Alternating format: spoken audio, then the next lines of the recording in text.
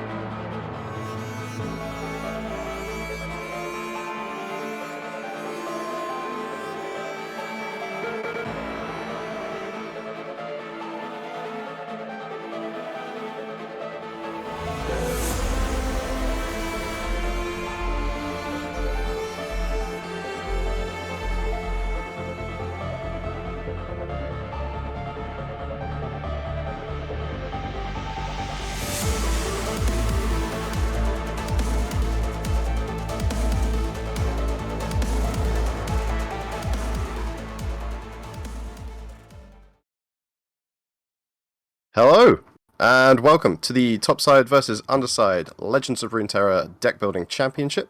I am Future Sailor, and I am joined by the lovely Rory B, who will be helping me out today. Hello. Rory, why don't you introduce yourself and tell everybody what they can be expecting from this unique event? Sure thing. Hi, everyone. I'm Rory B, as previously mentioned, and this is our Piltover versus Zorn Championship, where you will be given a limited card pool, and you're either told you're Piltover or you're Zorn. The Piltovans have 5 champs to pick from. They have Ezreal, Jace, Vi, Caitlyn,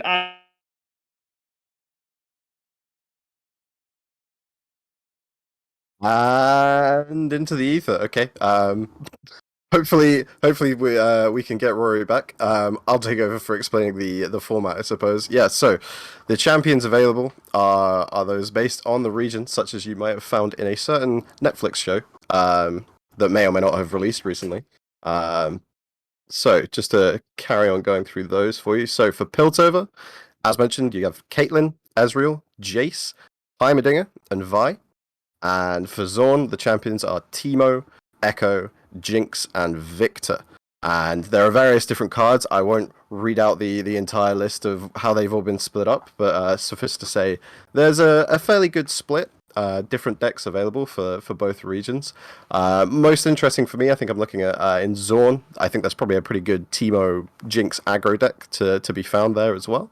And then over in Piltover, there's slightly more control-focused spells and champions and creatures available. A lot of removal, a lot of fun things you can do, and obviously potential for some combos.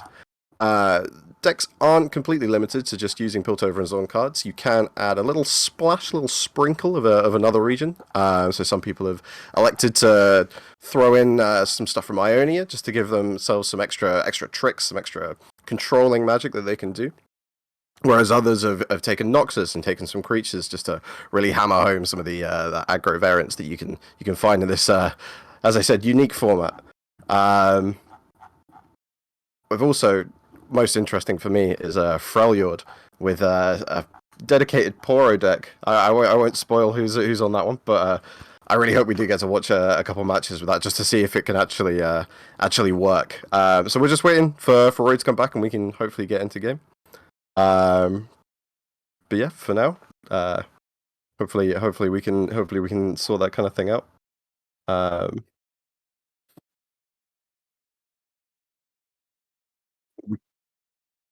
We're just gonna see if we can figure out the tech issues as we've just gone live. Hopefully we can get Rory back. Give us a couple minutes, guys. Just bear with us, and we'll be right back.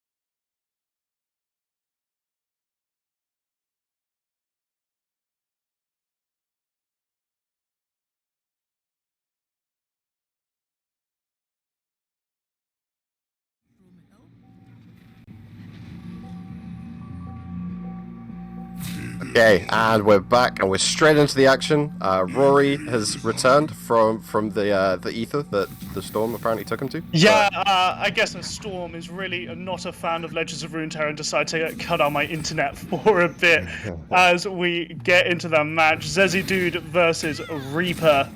As the Jinx has already hit board, looking like a pretty solid hand for the Jinx there. Can burst out the level up next turn if they draw a 3-mana card or less card. As the Aftershock comes as the answer to the Jinx, Reaper being very respective of that Jinx level up possibility. So response is going to come out, kill the peddler, make sure we keep a lid on how many mushrooms are going to be spawned into the deck there. Still pretty good. Oh, boom baboon, not a bad draw either. Just keep the pressure on with all those 0-2 challenges. It's looking a bit like Jinx from League of Legends here with triple Flame Chomper on the board. Very good defensive, not the best striking on the attack, but of course can play that Jinx, and Reaper needs to top deck an answer to it as she is about to level up next turn. Indeed, so this could help to dig a little bit. Also, Hexcore Foundry in hand. Okay.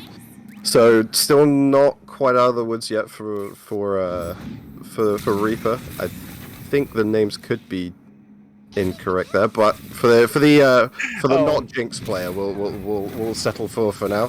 Hexcore Foundry actually really messes up Jinx's game plan unless she draws the Experimenter. Sometimes you just get it, you know. Gotta just open swing here. Gotta send the message as well. Even though they're not gonna hit through, you gotta. It's about letting your opponent know that you have all that power that you can attack with. Oh yeah, it's the possibility of buffing that just makes your opponent sweat a little before you go for the strike. As the Reckless Research comes out here, time trick to look for an answer to the Jinx, maybe during a Mystic Shot. Not a Mystic Shot, I get excited because Mystic Shot is a Piltover card, and these are two Zornite players. Yeah, so here it is. The format, as we're already seeing here, is the restrictions you got to get interesting with it. You got to think of some different ways out. And go hard is definitely a way out. It's hard to argue. Gonna completely clear the board there. And the Jinx player does have the option to go in again and just drop a team, but you can't feel good right now. That's especially in this Piltover and Zorn flavored event, and still getting done by Go Hard. That can't feel good.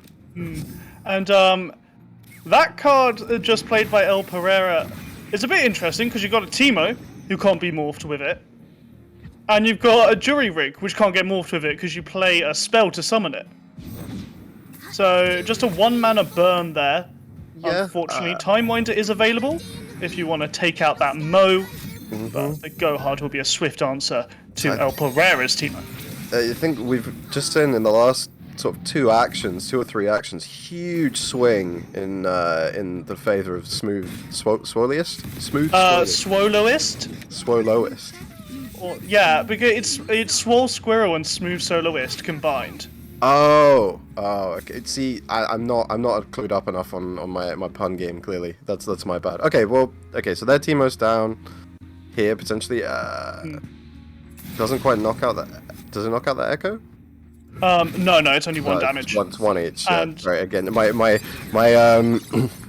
inexperience with some of these cards is going to show here because I don't see them often.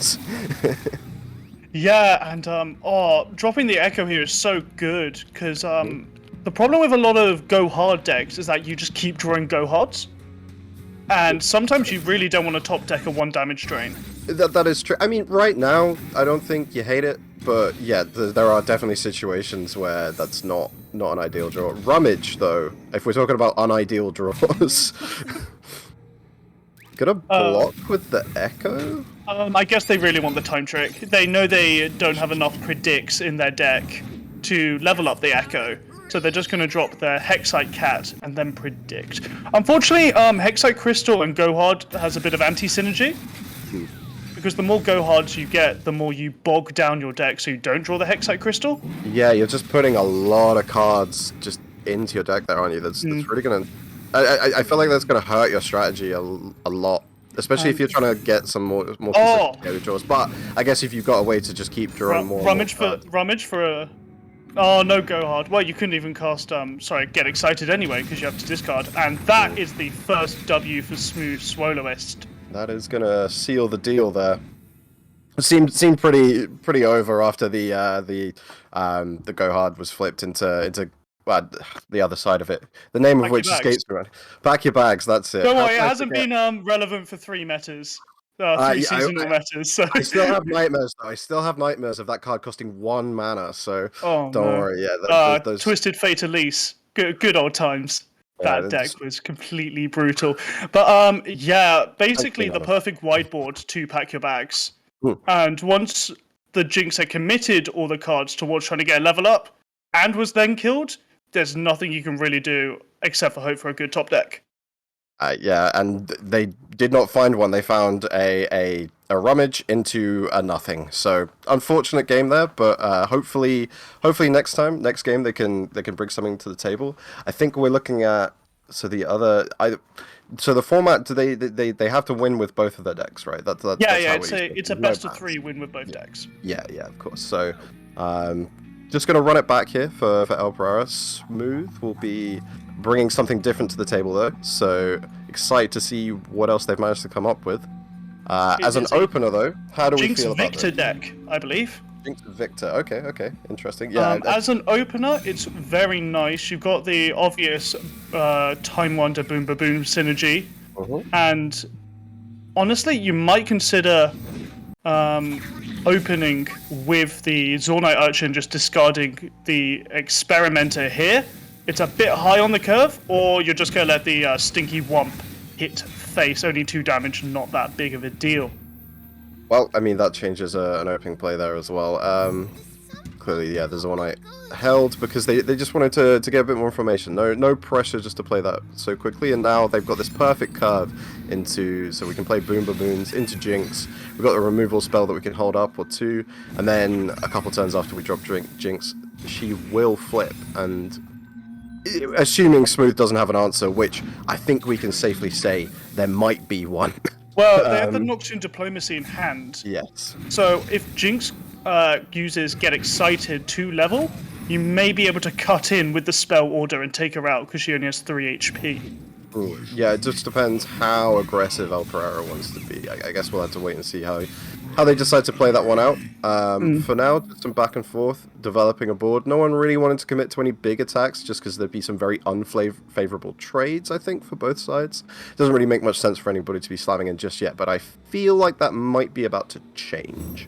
Yeah, so it's very scary to attack by El Pereira here because the Stinky Wumps are going to tank any advance and always trade up, and then you're stuck with 4 Shrooms and 2 useless cards in your deck. Exactly. Running discard, it doesn't matter as much. Okay, grabbing a Stinky Wump here and then full attacking. I feel like you could have just struck with the Mow. I think that would have been the most optional. The best. What's achieved here? Like so we've got 2 extra damage in. Yeah. Yes. Again, we'll finish off the ballistic bot. Just to get that off the board because that could develop into quite a big threat, especially in a Victor deck, obviously. This is really big, actually. Forcing the Noxian Diplomacy to hit face. Smooth Swoloist is running an aggro deck. You can see that with the Decimate. But now you don't have a Jinx answer. No Jinx answer is pretty... It's going to be pretty important. Victor's, I imagine, going to come down onto the board. I don't think there's a world where Smooth is just going to slam Decimate here. Oh, speaking of Jinx, though... Yeah, I'm not surprised they go for the Victor first. Just to get augments running. Jinx has no real agency on the side of Smooth Soloist because you don't have any discard in hand. And the other cards were very high cost. Yeah, so just getting the Victor rolling. Fearsome at the top. RNG Fearsome, so Jinx is the only blocker. I'm quite surprised they passed there, to be honest, because there's no buffs in Piltover. Except for Rising Spell Force. Yeah, it was a free attack. Unless they wanted to trade Jinx for Victor, and that's all it's worth. Yeah, you're just fine with that, right? Okay, well, either way. straight into the red zone here for El Pereira. Gonna pull Victor over. Okay. Just to get more damage in, I suppose. Stinky Wump gonna block Jinx. Makes sense. Gets him for 4. Gets a couple more shrooms in the deck. Both sides, at least. And what do we think here? Do we like? I think feel El like Pereira has massive tempo. Indeed, but Smooth is probably about to put Jinx on the board. But and getting needs to spend at the moment 8 mana to level the Jinx, getting which they life just don't steal? have. Lifesteal onto that Victor. Oh. That's pretty nice. That's brutal.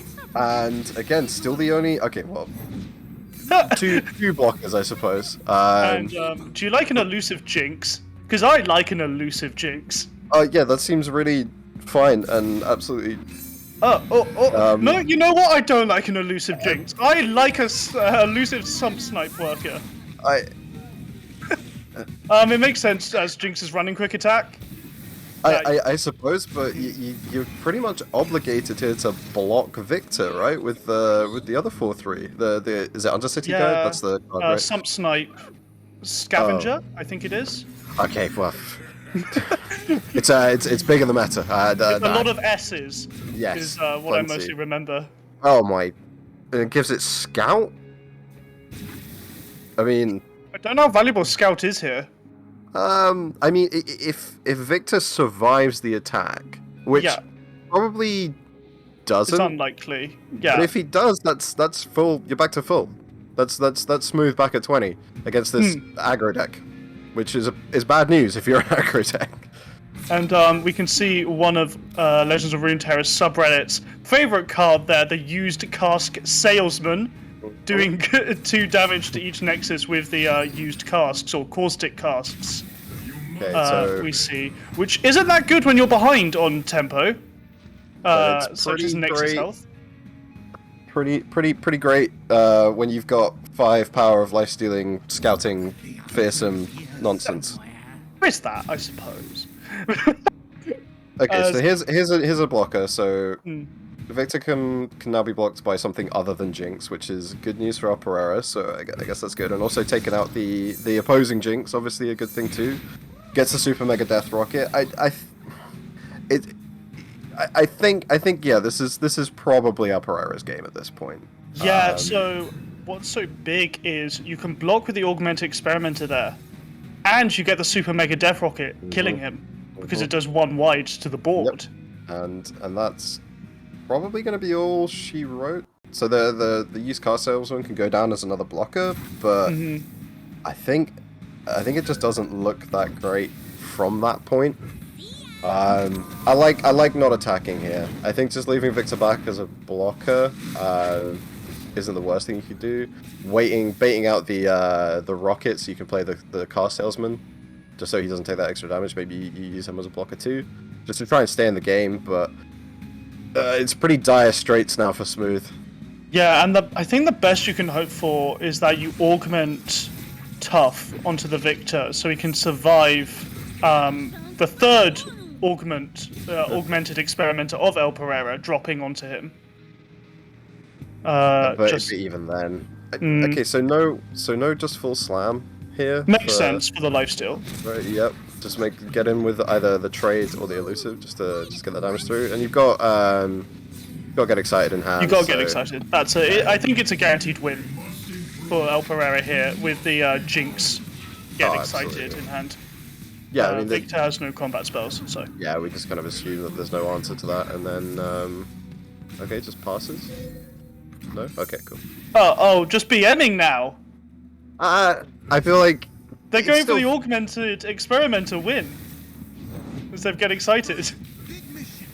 Oh, come on now. Oh, that's just rude. Maybe it's to try and tease out mana, just in case. Like, there's no open deck list for this, is there? Right? So Swole has something. No, there's no healing. Okay, but like, does El Pereira know that there's nothing? Sorry, no, I don't think they know each other's. Okay, well, deck. Oh, There is an open deck list. There is open apparently. deck So list. They've scouted each other. That's just BM then. Okay. Yeah. It was roping for the sake of roping. Yeah. Which takes us to 1-1 in Smooth Soloist versus El Indeed. Pereira.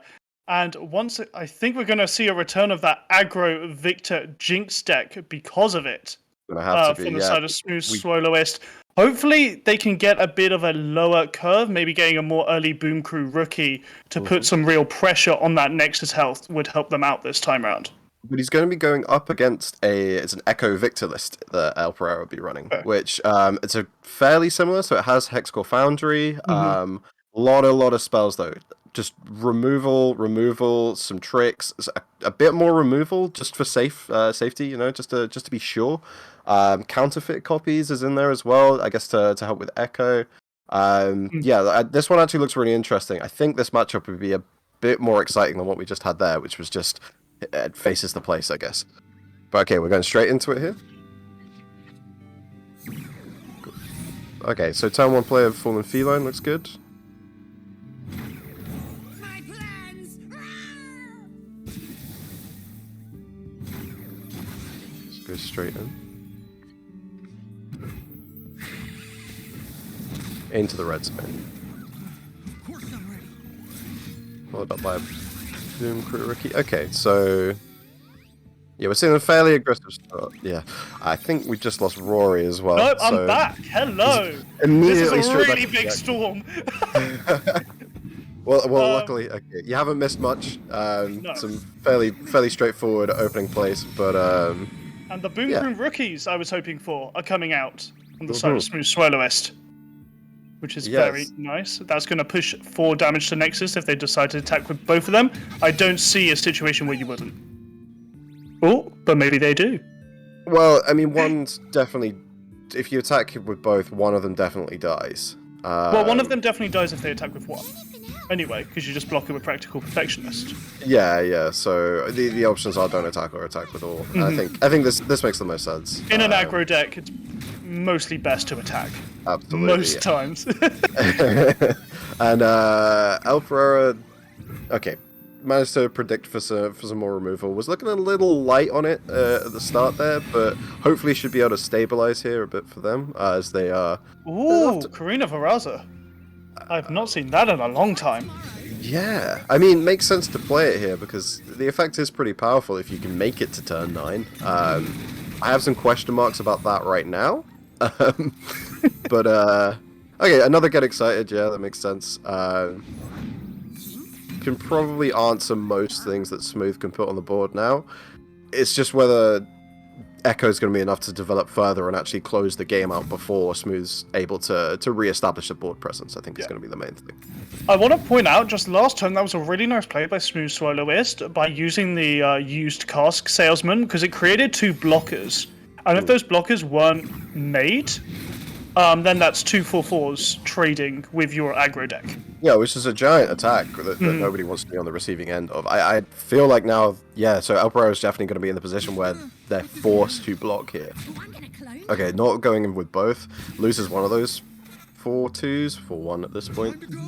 And But, with the current game state in Smooth Swallowist hand, they're 1-off lethal. Decimate dealing 4 and Noxian Diplomacy dealing 3. That's 7. So if they top deck another, get excited! For example, That's yes. lethal in 2 turns. And I don't think El Pereira is going to have anything to really say about that. Can they deal 2 to the... Crystal. Oh, okay, so they can, in response to Noxian Fervor, take out the used cast salesman. Yeah. So, but they've got to leave that mana open, and they on 8 life. Let's put ourselves in El Pereira's shoes right now. You're at 8.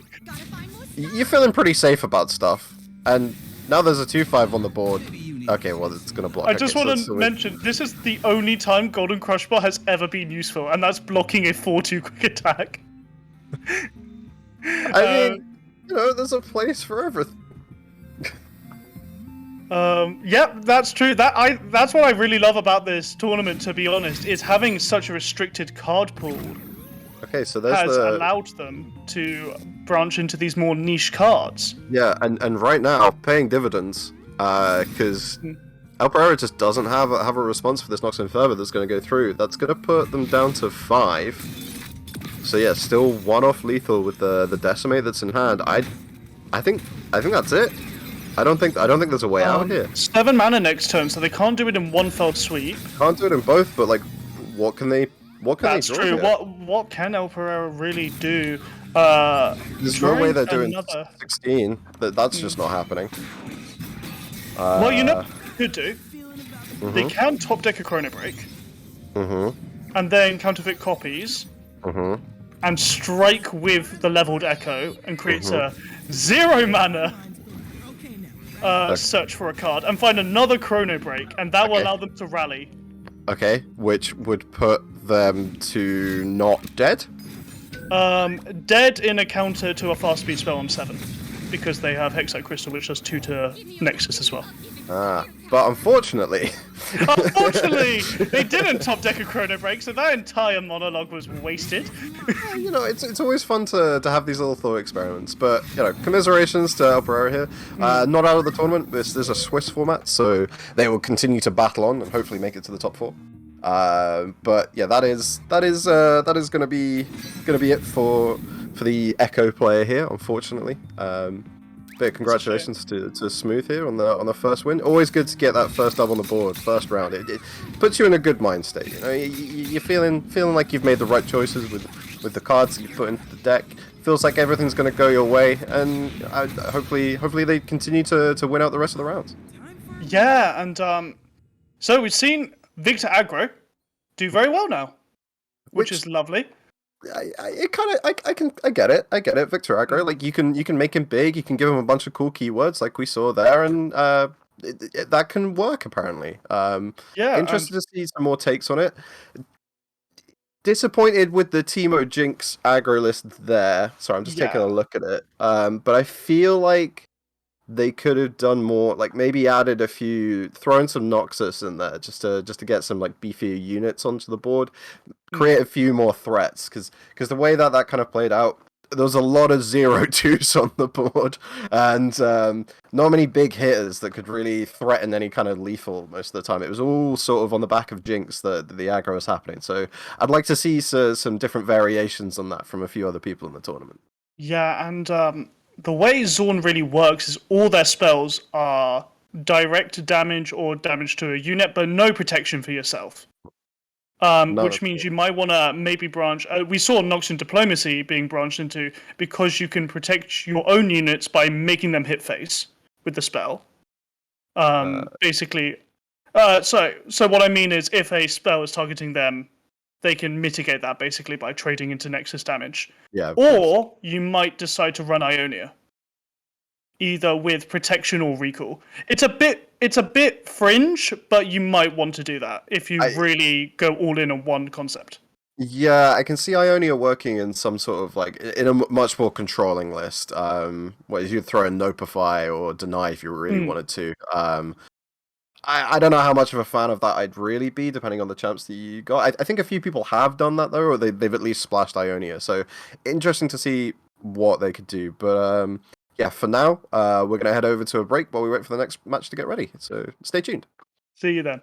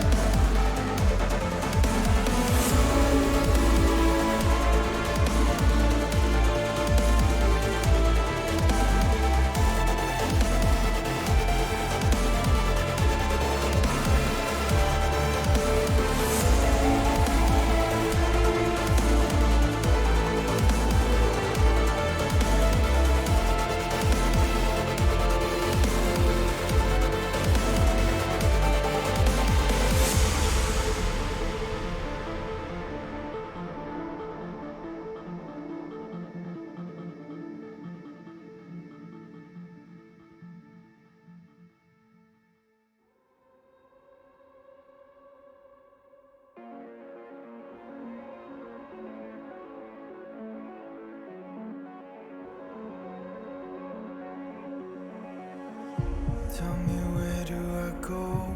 Tell me where do I take us?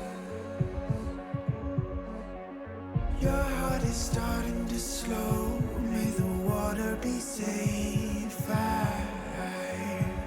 as I dive in. Blood stains washing underneath the waves. I'll be reaching out to keep you safe as we fall. I can't hold on much longer. We're drifting down to the other side. Try to pull us under. Keep holding out for the other side.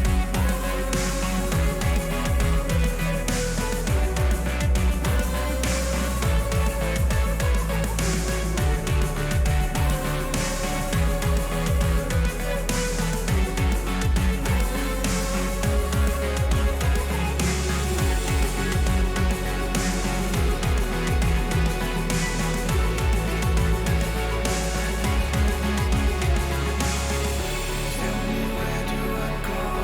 Tell me where do I take? Where do I go? Tell me where do I take? Your heart is starting to slow. May the water be safe as I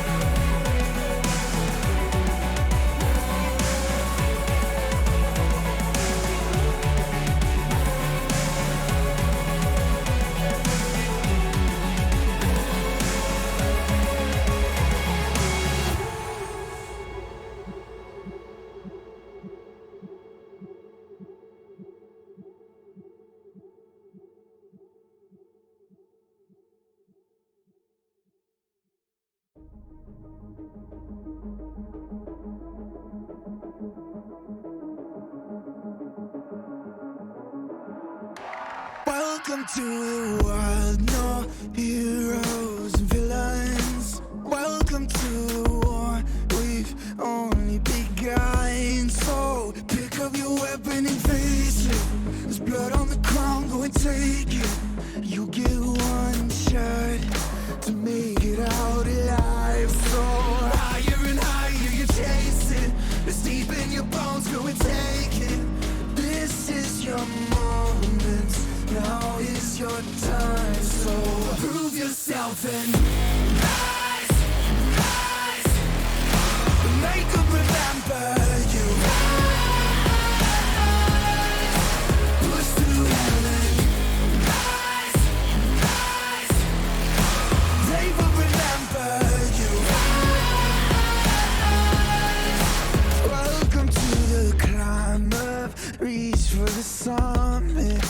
Visions pray that one falls, stare bleed the end. So higher and higher you chase it. It's deep in your blood, go and take it. This is your moment. Take to the skies, go. Prove yourself and rise, rise. Make them remember you. Rise, push through heaven. Rise, rise. They will remember you.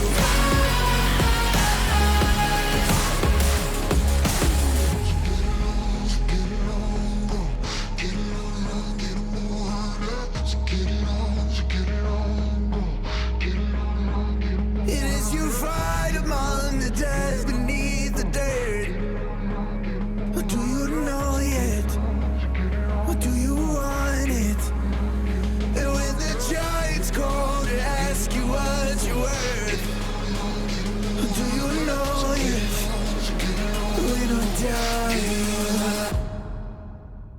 yourself and rise, rise.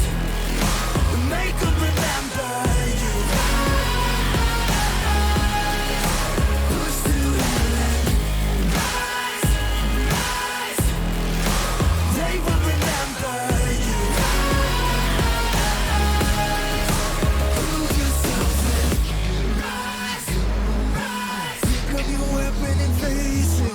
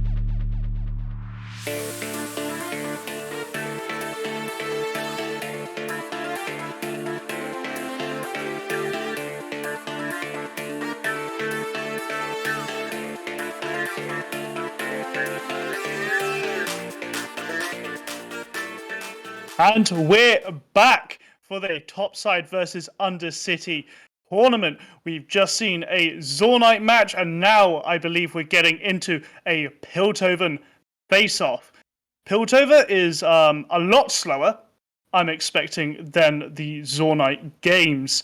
And with decks such as Jason Heimerdinger, who are kind of waiting for that big mana spells to come through before they can really win. It looks like, as well, a lot of the topside players have been more liberal with their splashes into other regions.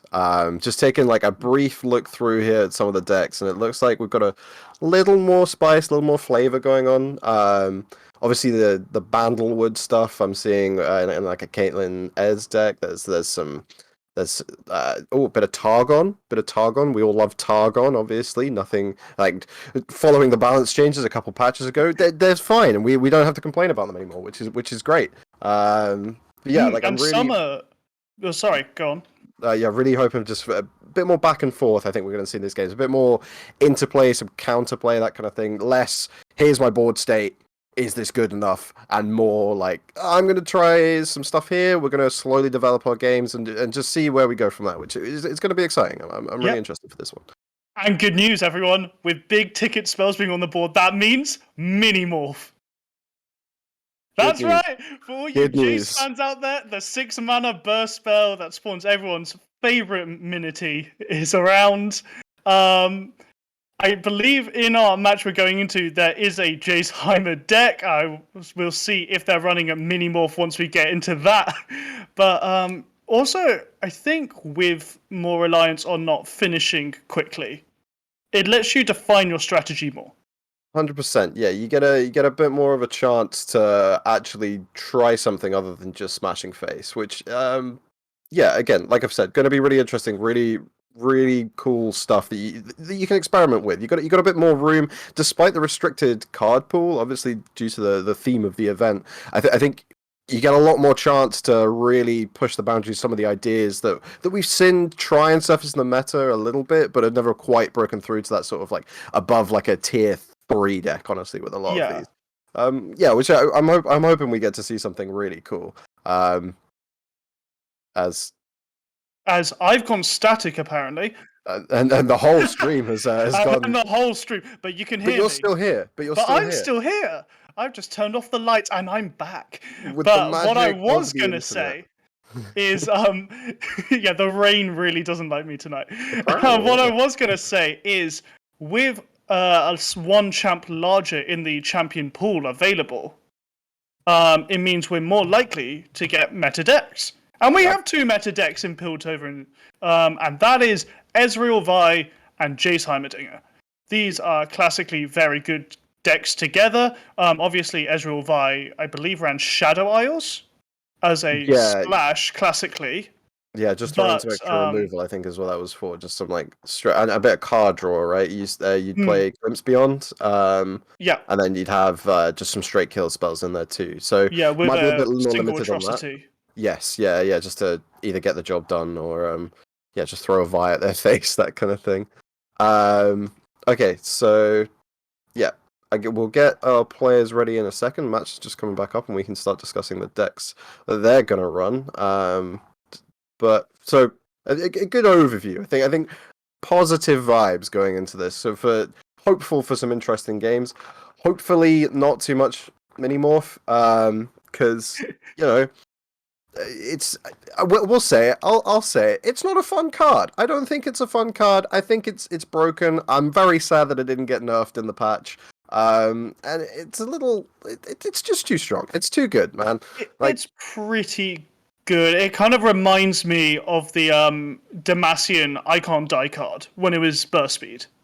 Oh wow, yeah. I haven't seen this in a year, so I can't remember the name off the top of my head. I'm sure someone in chat knows and is writing it right now, angry that the cast has forgotten.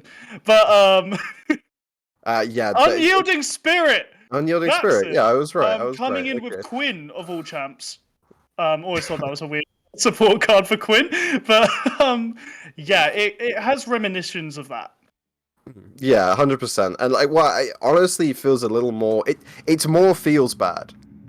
As we get into game, and we'll carry on our rant later, I think. But for now, let's focus on the task at hand, which is this Piltover matchup. So we have Friendly Nihilist versus Ace Bombastico.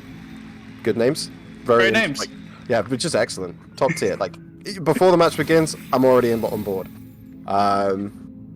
Okay, so I want to get into this quickly. I think off the bat, the Friendly Nihilist is at a disadvantage. Mostly because there's no real low health units that you can ping off. As you can see, Friendly Nihilist in hand has the Piltover Peacemaker, Static Shock, Mystic Shot. Those don't kill Heimerdinger. They don't kill Jace. Unless you want to expend a lot of mana going towards them. They're much more small unit control. Which is definitely a disadvantage. Against the Nihilist deck, well, yeah. So into Heimerdinger, into Jace, that's not exactly what we want. But that said, bit more potential to develop a board here from Nihilist. But we're already seeing it here in this Piltover match. It's way slower. We've got to turn 5, and there's been 0 attacks. Yeah, you talk about slower. Ace Bombastico is running Tasty Fey Folk. Yeah, well, For even a little bit more lifesteal. That's a splash as well, right? That's an Ionia card. Yeah, it is Ionia. For Ionia, they've splashed in Tasty Fey Folk, Deny, and 1 Deep Med.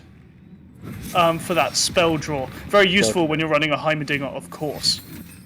Yeah. I mean, you definitely want to like throwing deep med down when you've got Heim on the board as well. It just feels great, just because you know you're going to be able to generate so much value off of it. But okay, so lots of factory workers on the board, completely identical board states right now, which is frankly wonderful. I'm thoroughly enjoying this. Finally getting into the red zone from Nihilist, and we're just going to see. Okay, we'll just trade. What's funny is with both of their arms out, it just looks like 3 workers hugging each other. Yeah, I haven't seen it. Yeah, they have.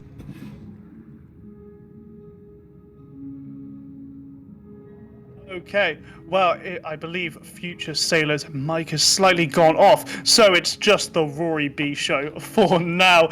Looking at Ace Bombastico's hand, one of their key cards in it is the Shock Blast, because mostly it takes out the Caitlyn and the Ezreal in one hit. Dropping the Heimerdinger here, not a surprise, looking at that spell-heavy hand, and with an 8 mana production surge. Next turn will be very powerful at getting some good tech on the board. And Friendly Nihilist looking a bit awkward right now. No high cost spells in hand except for that Shock Blast, but the Shock Blast won't do much except for take out a couple of turrets. Or maybe the Heimerdinger if you're going to wait a turn. Piltover Peacemaker plus the Shock Blast will take him out. No defensive spells in Piltover, so that Heimer is as good as dead next turn. We'll see if they can use all the mana available to get those turrets before he falls. I think I'm back. Hello, I can hear you. Hello. So yeah, we can.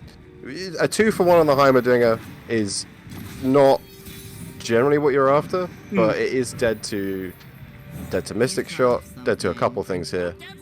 Just trying to deal with that. Draws a Forge off the top, gets rid of. Didn't quite see what was discarded. So, I want to point out the Hextech Handler, the newest tech card, is huge in this deck because there's a 6 mana production surge in hand. So, if Friendly Nihilist decides to try and ping off the Heimer, it will make board space, so the production surge will go through and Jace will level off it. Jace will level off it, and there'll just be a lot of good tech on board. Just some really good started just bodies on the board up against what is a fairly it's modest. I think we can describe Nihilist's board as modest at this point. Getting Caitlyn down is good. Probably going to go in for the attack just to get some. The Flashbomb traps here still not not amazing, but it's not nothing. I don't think it's damage. It's there, and it will help certainly with the amount of ping that exists in Nihilist's hand. Still. Yeah, I mean, for me, I feel like Bombastico definitely has a bit more of a handle on the game. Oh, yeah. I don't think that's a stretch to say right now. I'm thrilled to see what he's gonna do next. Bit awkward though, because Jace can't really clone the production surge. No. Because if he does, the board's already full. But so you need your units to die to fill it up. Yeah, but we can play the Jace here, maybe just play it anyway, send in an attack that'll probably trade down a little bit, and then you'll have some space on the board. Okay, or Deny is available. Oh! Ionia's Splash saving and there it is. Hextech Handler. As we were talking about earlier, before we got into the match, that Ionia's Splash with the Deny in hand, just to keep the board presence there. I was wondering how much use that was going to be, but I guess actually I didn't really consider the fact that that in the Piltover matchups, that's going to be really good because you're just going to end up playing against decks with a bunch of spells. So Nihilist really on the back foot now. It's going to be really tough to get back into the game at this point. I think you've got the combo with Ravenous Flock and the Stun Spider. Which can maybe get some work done, but that's not even going to kill Jace because Jace is flipped, so you've got that 5/5 to deal with, and he's just going to keep producing value. Caitlyn off the top isn't what you're after at this point. I think it's too late for her to get any work done really. We're very much in the late game now, and you really need to get some steam going, or it's all going to be for naught. And I really don't think there's much of a way out here. The Heimerdinger remote comes down. He's dead already. Heimer's dead. Leave him be. But so I was thinking a lot about why Friendly Nihilist is running this deck, and it's because of that card right there. It's a Tri-Beam deck. I couldn't figure out why they were running Caitlyn, because there's almost no way you can level up Caitlyn without having Trap Draw, if that makes sense. Something like a Overachiever or a Karina Mastermind. Yeah, or just something. Yeah, just to try and mill or get through your opponent's cards. Absolutely. So I feel like maybe you should just hard mulligan for that Tri-Beam if that's what you're resting on. Well, yeah, this game would have been really different if that Tri-Beam had been in hand from like turn 1 or 2. You would have taken the Jace out, definitely. Yeah, just to get some stats on that, get a bit of a tempo swing. I don't know if 1 Tri-Beam would have been enough. 2 Tri-Beams definitely would have kind of sealed the deal, I think. But as it stands, yeah, gonna try and claw their way back into the game. But True Shot Barrage. Oh, it hits Nexus for 3. It's lethal. Yeah, that's that. Oh, well played, Ace Bomber. Stico, I believe, didn't take a single point of damage. Yeah, Nexus perfect damage. game there. Perfect game. So Ace taking that game. Gonna flip over to their next deck, which is Caitlyn, Ezreal, and Vi. Yeah, so this is a Pursuit of Perfection deck. Oh, I was eyeing this up earlier. This is running about 25 one-offs. Yeah. Yeah, it is. Basically, having Vi in there is really important because all these one-offs are super cheap. Yeah. So she is a secondary win con along with the Pursuit, and there's no real way of killing the Pursuit of Perfection. Because last time I checked, Thermogen can't reach 30 mana. And Mini Morph is not available. No. Well, what's interesting here, so I think the splash from Ace is into Bandlewood, but they've elected not to play Mini Morph. Right, okay. They've got Hidden Pathways, Aloof Travelers, but okay. But then so this, yeah, a bunch of one drops, as you were saying.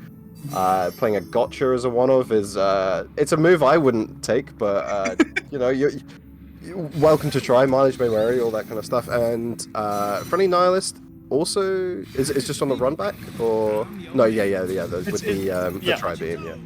Okay, so hopefully started the game with Tri-Beam in hand. Unfortunately, there's only 1 3-drop now, but I guess we can't have everything. Yeah, and you don't really want to drop your Station Archivist here. It's a good pass because the spell she makes you can't use. Yeah, exactly. You always want to drop Station Archivist. In theory, looking at this deck, you drop her on 7, so you'd have the available mana, but you could drop her on turn 5 if you found a lower costing card. Indeed, yeah, and I feel like it also kind of very much depends on how much spell money you've managed to build up, maybe what your opponent's done as well, how reactive you want to be, and how much you need to dig for an answer, which against the other Piltover decks, probably not that often. You need to be really aggressive with that digging. So, okay, but this is a bit of a better start for Nihilist. Yep. Feels a bit more stable, doing a few more things rather than just playing a Foundry and not a lot else. But we'll see how things go. What I found a bit interesting there is Friendly Nihilist, instead of using the Shock Blast to kill both of them, decided to go for Static Shock into Ravenous Flock. It cost 1 less mana, but you're using 2 resources there, and their fast speed. Yeah, the 2 cards. Which is a bit interesting. When you've got the option to just save those resources and hold on to them, it seems odd to be so frivolous, should we say, with the Stack Shock would have been great here into Sting Officer. Exactly, yeah. Well, I think it's not the end of the world. Straight pass over from Ace makes sense. They've got a lot of burst speed stuff that they can do to draw more cards, but they're not really making any proactive plays there. So, yeah, just passing it straight over. And now it's Nihilist's turn to... Future, do you subscribe to the church?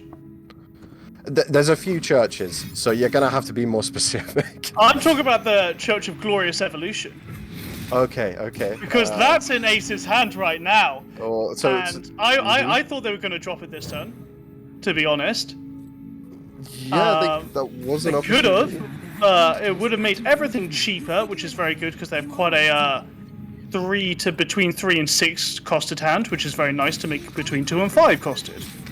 presumably just wanting to hold that for next turn, but now that Hmm. won't be an option if they cast the spell they found of Archivist. Nihilist into the red zone, managed to get 3/3, get some traps into the deck, which doesn't look too shabby right now, but I have a feeling will not be super great as the game progresses and we potentially see a rather large cat-themed creature. Potentially, maybe, who knows? Oh, rips a trap straight off the top into nothing. Gotta feel bad for Nihilist there, having used the static shock. But you can't predict these things. Okay, so there it is. The glorious evolution comes. Really good. Unfortunately, makes the reduction surge cost one less. Oh, and finds another trap as well. I mean, I guess you're getting closer to flipping the Caitlyn, but that's just gotta feel kind of bad. Yeah, it feels really rough, especially as the leveled up Caitlyn won't do damage unless she's got a load of traps activated that turn. And as things stand, I don't think she'll be connecting again this game. At least not this Caitlyn on the board right now. I really want to see Friendly Nihilist turn up the tempo. Use your I don't want to. It's not called a workers union. The 6-mana Forge Worker card. I like calling it a union. I'm a fan Yeah, of workers union. They all get summoned. They're all in a party together. Ooh.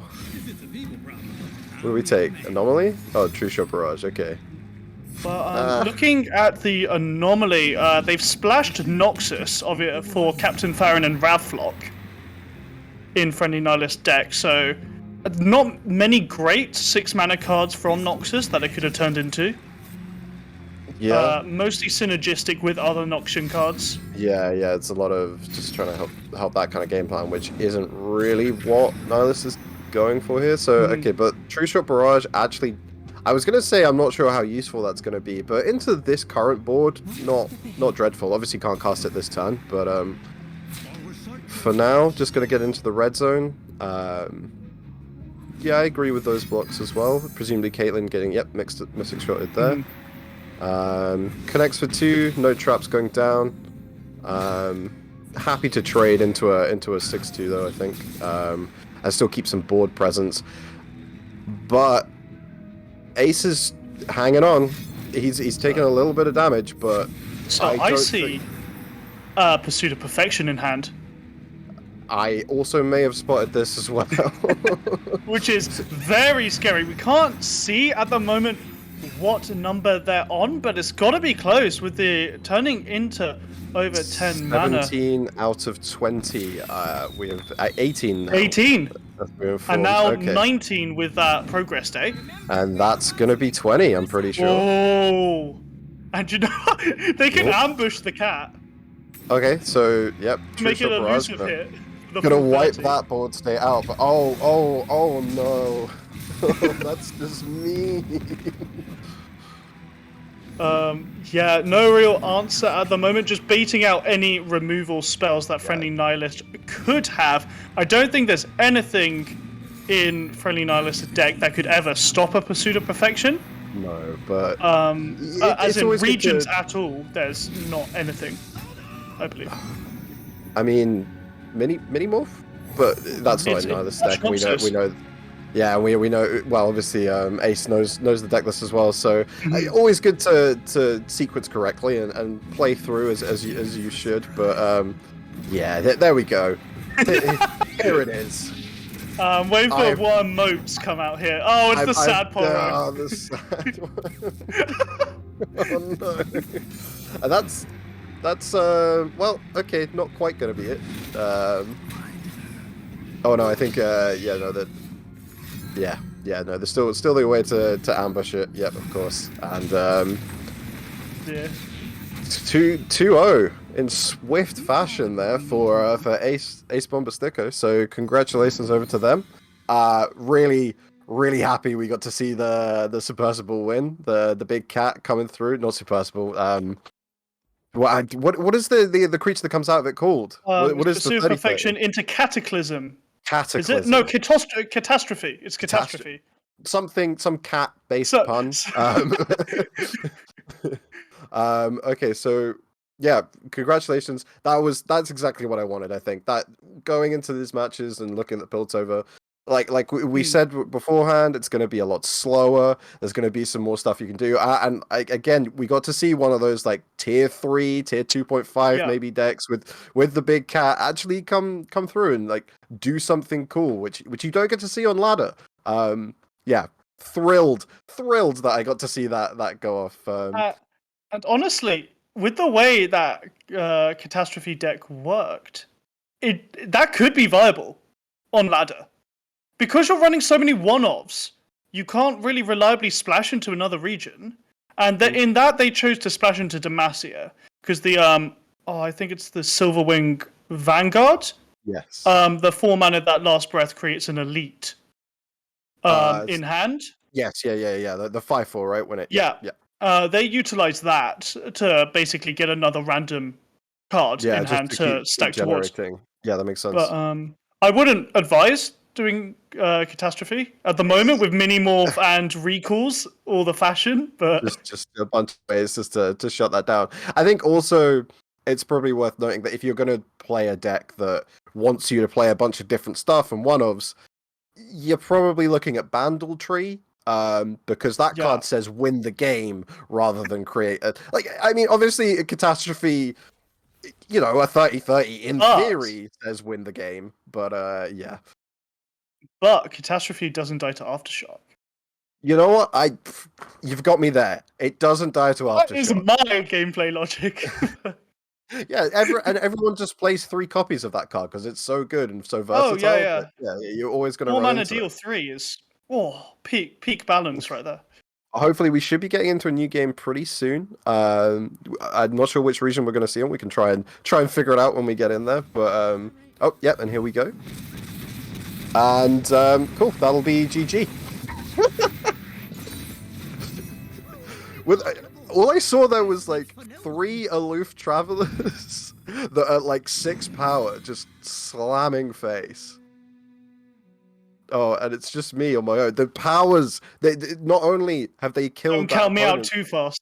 Okay, the mic's still there, but you've had to just you drew a card and discarded your camera. That's what's happened there. Right? Yeah, I got a bit confused. Ended up in the Shadow Isles, and I met Nocturne, and he just turned all the lights out. I'm trying to find my way back to Piltover and Zorn right now, as fast as possible.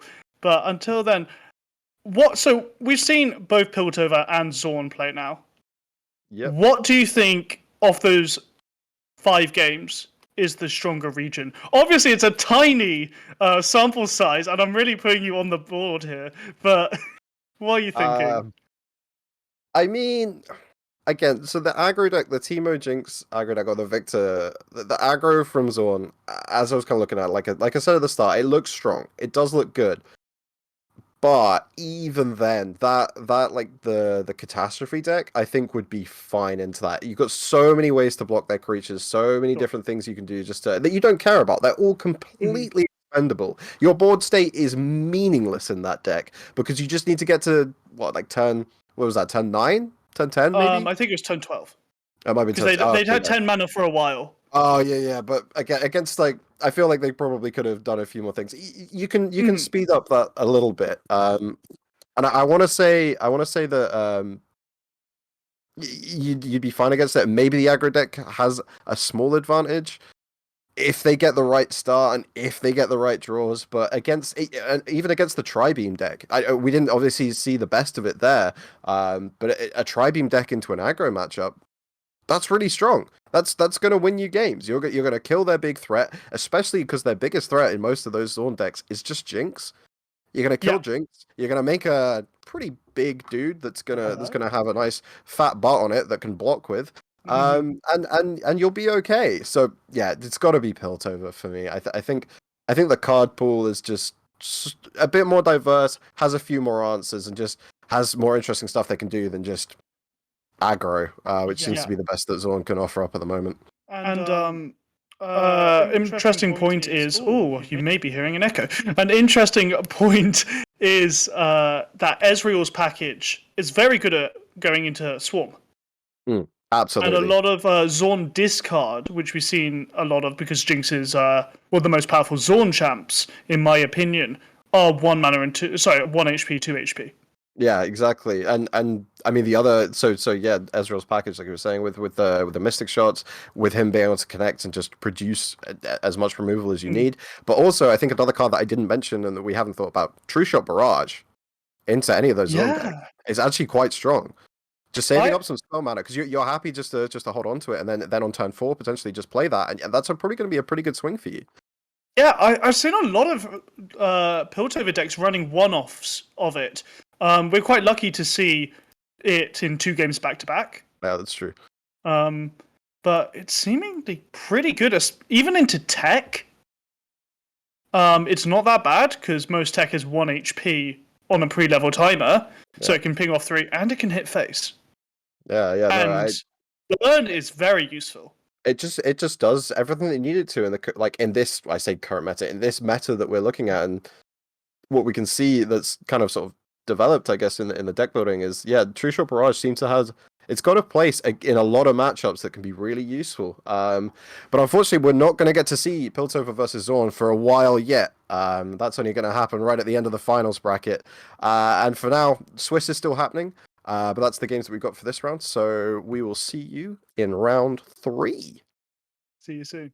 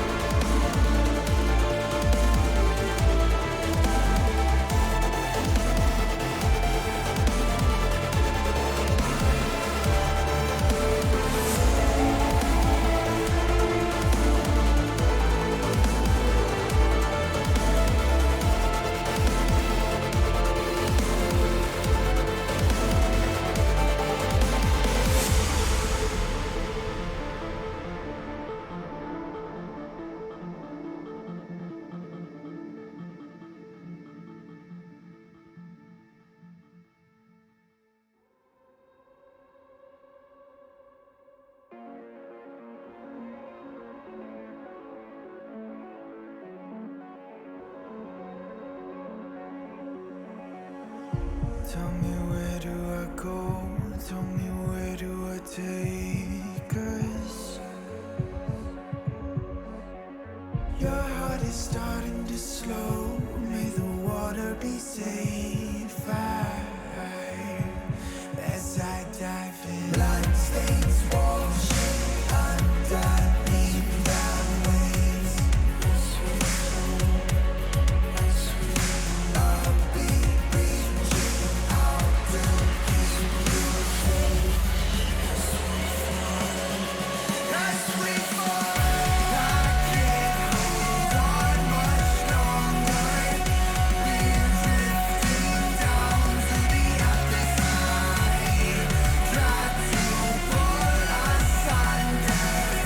Keep holding out for the other side.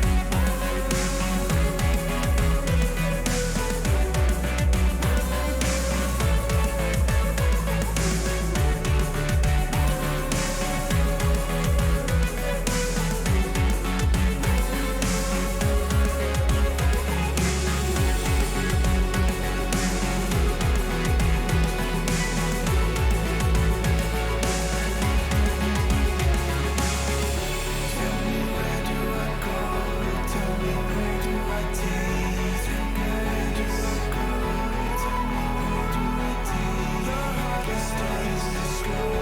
May the water be safe. As I go, as I go.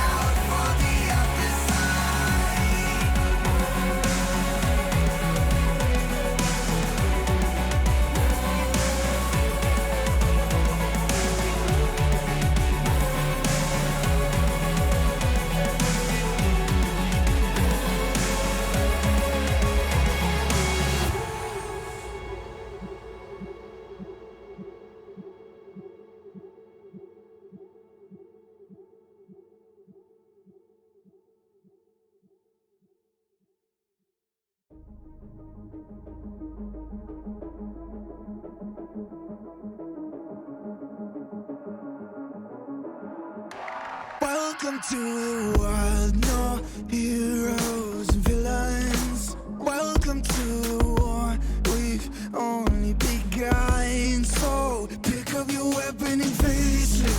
There's blood on the ground, go and take it. You get one shot to make it out alive. So higher and higher you chase it. It's deep in your bones, go and take it. This is your moment. Now is your time, so prove yourself and rise, rise. Make them remember you. Rise, push through heaven. Rise, rise. They will remember you. Rise. Welcome to the climb up, reach for the summit. Visions brave, the one falls, steadily the end. So higher and higher you chase it. It's deep in your blood, go and take it. This is your moment. Take to the skies, go. Prove yourself and rise, rise. Make them remember you. Rise, push through heaven. Rise, rise. They will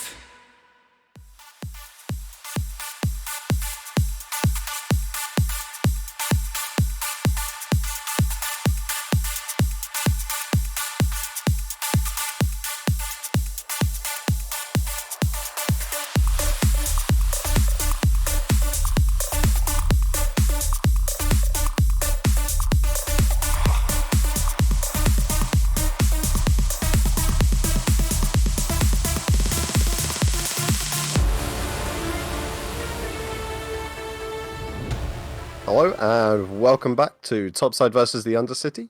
We will be getting straight back into the action hopefully pretty soon with another Zorn matchup. So a few more aggro decks that we can look at.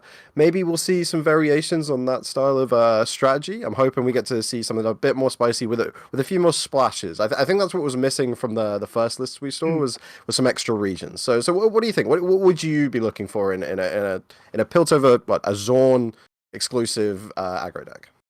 So, what I'd actually quite like to see is a Teemo deck with Bandle Sea Splash. I personally think Teemo could be quite good, as all the Zorn removal spells they're effective, but they're quite expensive. And normally you have to discard something first. So if you are getting a Get Excited for a 1/1 Teemo, you're winning. That's just a huge mana difference. So I want to see a really cool Teemo deck. But you know what? I'm more excited about the Kyrian Sumpworker. Oh, yeah. Okay. Yeah. So this is one of the cards. Again, we don't get to see it much on the ladder, really. But yeah, no, it does. It just has so much text on it. It does so many things.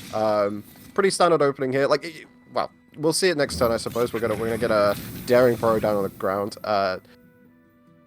Is it worth blocking here? What do we think? Yes, with the Daring Power. Yeah. There we go. I know it's putting shrooms in the deck, but those shrooms are always going in the deck eventually, right? Yeah, they're always going to end up there. You don't have any way to obliterate the minion in Zorn. You don't have any way to bounce it, so you just kind of bite the bullet, I suppose. So there he is. Yeah. Straight down. Let's see how much value we can get here. I would instantly Thermogen this. You have 2 mana, it's a perfect kill, and it blocks your Teemo attack, which is the most important thing about it. I know Daring Porro's in hand, but you can Pokey Stick that next turn because you have 3 mana. Gonna let it hit, it seems. There's no real reason not to attack here. I think there's some greed going on here. I think that Gable wants to get down the Puffcap Peddler before Thermogening it, just to try and get some extra Puffcaps in there. That's my inkling. I don't know if that's worth. So, I was worried about the Kyrian Sumpworker quote-unquote leveling. Right, but they're only running a 1 iterative improvement. So they're just running this as a 2 mana 1/2 body, which isn't great. I see it as a blocker for Teemo. Yeah. But that's kind of it then, I guess. Yeah, but you can't guarantee you're going into a Teemo in a tournament like this. I know you're playing into only a 4-champ pool, but it's still not great reliability, to say the least. I'm not in love with it. Okay, so a lot of buff caps in the deck now. No answer to Peddler for another couple turns. Yep. Obviously, Augmented Experimenter probably going to be the one to deal with it.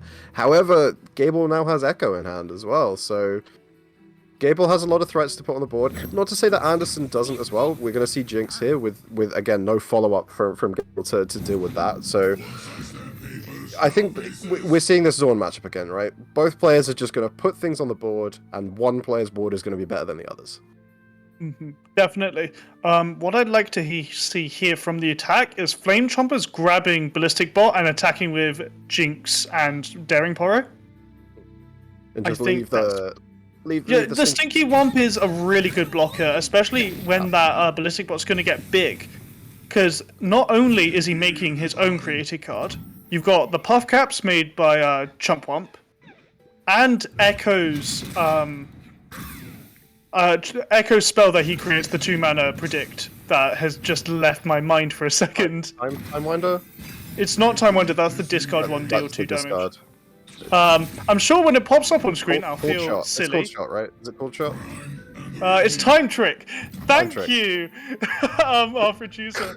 Cold Shot is an ability in the game, right? Is that also a card? Cold Shot is a 2 mana slow card which creates Parallel Convergence, which summons ephemeral attackers of every ally. Okay. That makes more sense flavor-wise as well. Okay, so alright. Get excited, taken out, Puffcat Peddler, discards the Chump Wump.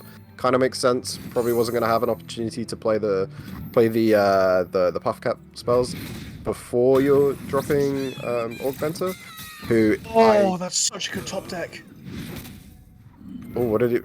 Oh, So Gable just top decked to get excited on the turn before Jinx levels. and okay, drops Teemo and has got the Puff Caps card to just discard to it as well. So Personally, yeah, I that's think I would have nice. used Shrooms there to give bot 5 damage. Sorry, not 5, 3 attack, and then swung with the bot in swell.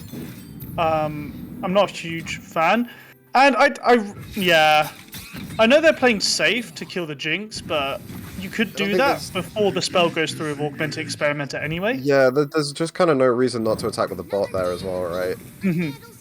Okay, Teemo on the board. It's a on the Teemo board, face-off. but this is an imbalanced Teemo face-off because one of these Teemos is going to be a 2-2. The other Teemo is not going to be a 2-2, and I don't know if I personally I would have wanted to get rid of the Teemo with Experimenter because this leaves it open for Gable to just open attack, and you are forced to block with your Teemo there as well before you have the chance to deal with it. Whereas if you put Experimenter on the board, yeah, sure, you lose your Teemo in hand, but really the boat. You've missed the boat on Teemo getting any work done here. I think it's time to focus on some other stuff, right? And one of the important things to think about with Anderson's deck is this isn't really a Teemo deck. No. Teemo is not your clutch card that you're building your deck around. There's only a few. I know he's running Puffcat Peddler as a secondary win con through Shrooms, but they're not going hard on the Teemo. And yeah, I think you could have just discarded it. I agree with you. Yeah, and now Anderson's just in this tough spot where there's another team on the board. He's going to be forced to block with his own. He didn't deal with the one from the other turn. He's drawn 3. You know, they're not the best. Discarding the Peddler as well. Yeah, weird that you didn't discard the Kyrian there. Maybe we're missing something. I'm willing to say that maybe we're missing something with Kyrian, that there's some interaction maybe with some other card in the list that could get some work done. I'm not sure what that is. I'd have to look a little closer. I'm looking at it now. So they're running a 2 of Shady character, but from my knowledge, Kyrian does not level. Well, you know what I mean by level. Evolve if your Shady character becomes it, because you're not technically summoning another Kyrian Sunblocker. Yeah, it needs to hit the board from your hand. Yeah, well, from a summon effect. Yeah. No matter what that is. I was just thinking, you could use that Ionian 4-mana card, but no, it's 2 mana. As Sunblocker gets dropped, probably swinging with just the Sunblocker for 1 easy damage. I think I want to say as well that, like, honestly, against a lot of the stuff in Zone as well, is the Sunblocks posse, is it really that good? Yes. Deal 1 to enemies in the enemy nexus. Like, you're gonna ping a bunch of stuff. I suppose, yeah, they probably don't have a bunch of blockers. Yeah, the attack effect is quite strong into a lot of stuff. Okay, I'm thinking about it harder now.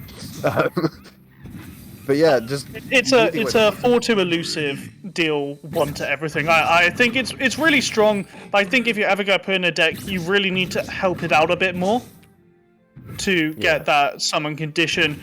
This just felt as, oh, it's elusive, I need a 2-mana spot. Why not? Yeah, they're just kind of which is not where you want to be. No. And speaking of not where you want to be, That's lethal. yeah, that's a GG right there.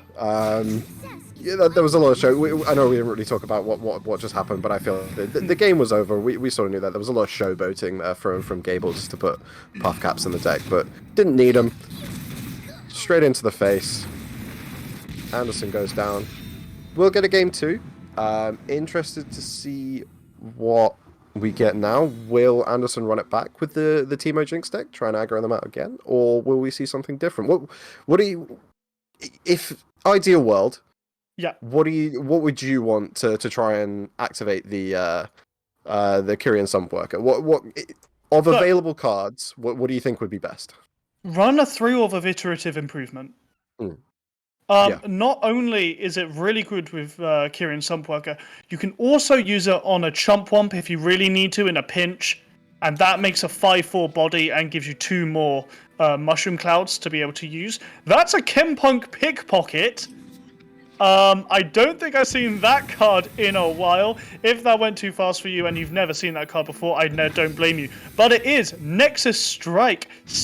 Copy a random card from the enemy's deck and make it in hand. I actually quite like that. Yeah, especially in a format where you're really likely to hit something that's going to synergize with your deck, obviously, because everyone's got access to a very restricted card pool. So yeah, that makes a lot of sense. Okay, so we do see here as well in hand we've got the iterative improvement, and which is also really good into Ballistic Bot as well, as I'm sure many will remember from the Burblefish meta. Oh no. We don't need to talk too much about that, but yeah, like I completely agree with you. 3 of those in this deck would, I think, completely turn it around. It would give you so much consistency with the game plan that you're trying to go for. You've got so much utility with what you can use it on. Right now we're just going to see the Ballistic Bot get finished off with in no short order, and a boom baboon hit the floor. If you're wondering what Anderson is running, he's running Echo. Sorry, they're running Echo Victor with a bit of Shroom support and a Hexcore Foundry chucked in there for good measures. So this is a different deck as well. Okay. Yeah. This is a very different deck, but also they've got a Subpercible. They've got 2 Subpercibles. Okay. So we can potentially see another cat finish to close it out, but This one has got a submarine instead of a big armor. It's less exciting, but a little easier to pull off, I feel. But again, Gable's board has just exploded. Just managed to put a ton of threats on down here, and well, Anderson's looking at some. Okay, decides not to go for the all-in swing. Anderson's just going to chump here, which I think I agree with. The Ballistic Bot probably going to be more useful in future, though. Realistically, not ever going to be able to attack with it into the Boom Baboon. Just looking for Anderson's deck. We said how good the Chempunk Pickpocket would be. Try and say that 3 times fast. But I would really like this deck to run Sump Scavenger. Sump Vipe Scavenger. Basically the one that gives you the free elusive if you match allegiance. Because you're always going to match allegiance in these decks. Because well, you can have 6 other region cards. It would be interesting if it's gonna be a big feels bad if you miss on that. But yeah, no, and then give something elusive. Just make sure you can get those triggers. That would be that's what you're aiming for there, right? And also actually putting it on top of a Ballistic Bot just to get some pure damage in isn't the worst thing. No, not at all. We've seen ambush Ballistic Bots hit for 13 before. Yeah. Which that'll do it, as they say. Okay, so we got some removal in hand here for Anderson. Probably thinking about imagine using that on the 4/2 there. Peddler gonna take it from the Boom Baboon. Feels bad, but at some point you've got to say, well, I need to kill some stuff here, and the Puff Caps, they're nice, but that's not the main plan here. So let's try and take control of the game again a little bit, regain a bit of board control, and hopefully develop something from there. Yeah, and we see Gable running this Jinx discard list with the Lost Soul added in for that really powerful discard synergy. But Gable has to be careful, because if Lost Soul isn't the last card you get rid of, you don't hit 0. How do you go about sequencing that? I think you have to go Rummage second. It's the second card you Rummage if you have Rummage. But skills like the Augmenter, the 6 mana card, that just does all will right? wipe your hand. Yeah. Oh, and you won't even. So will he get the?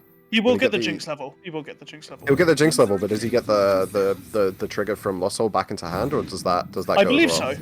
I believe so. It's not obliterate. It's discard. Yeah. Well, we'll see it here. Yeah, exactly. That's why it goes, and there. Yeah. Cool. Keeps it in hand. Oh, and draws another one as well. How wonderful. Oh, brilliant! Wait, Jinx in level. Oh. Oh wow. Oh.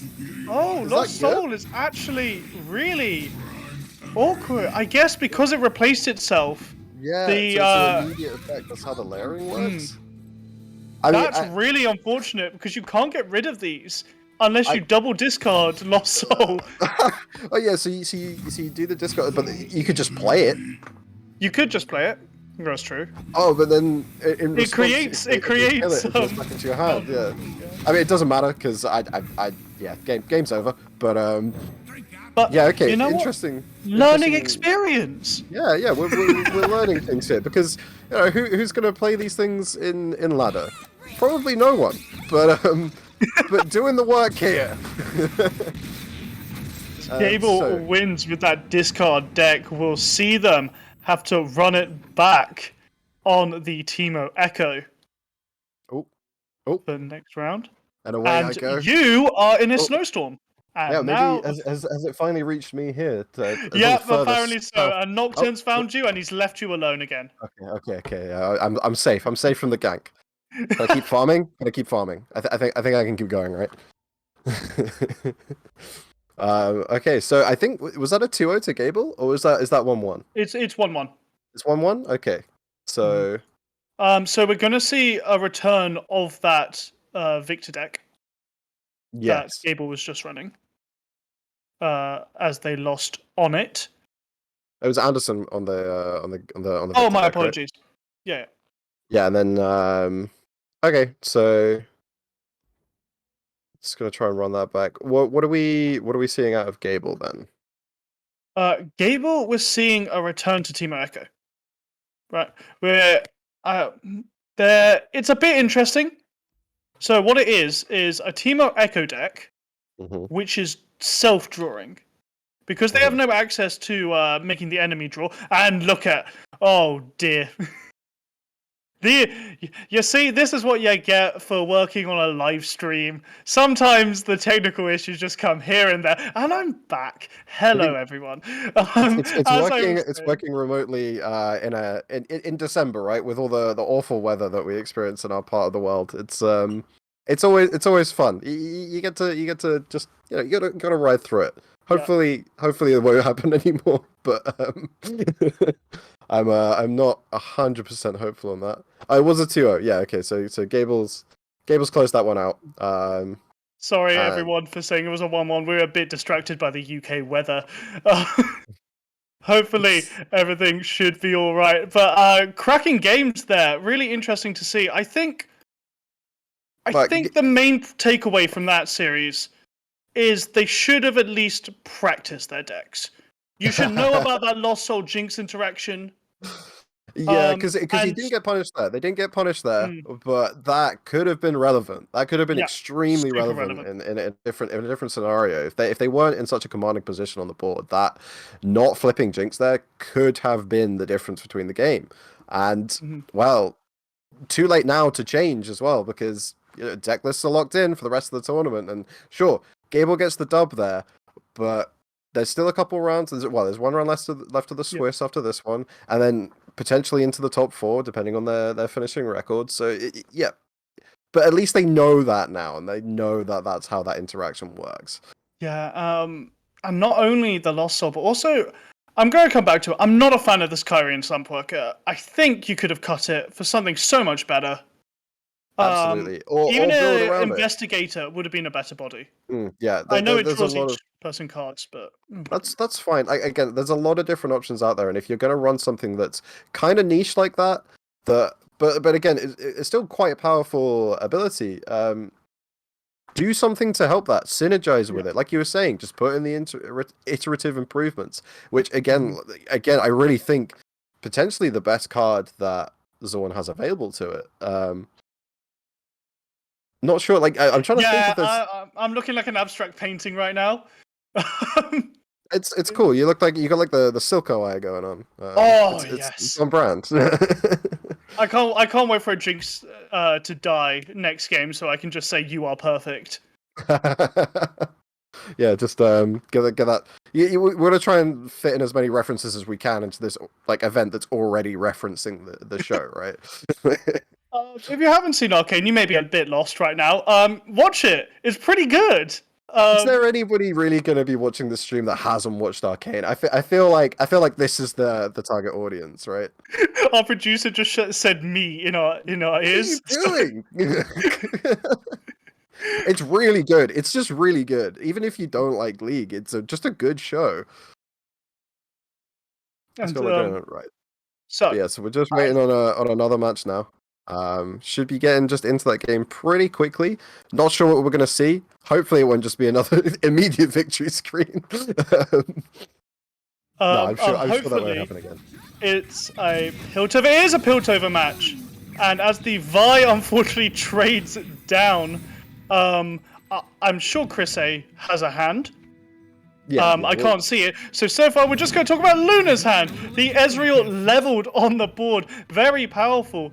But is that Howling Abyss? Is that Howling Abyss? Right, I'm going to check the deck list quickly.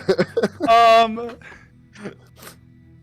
don't know how they've made that.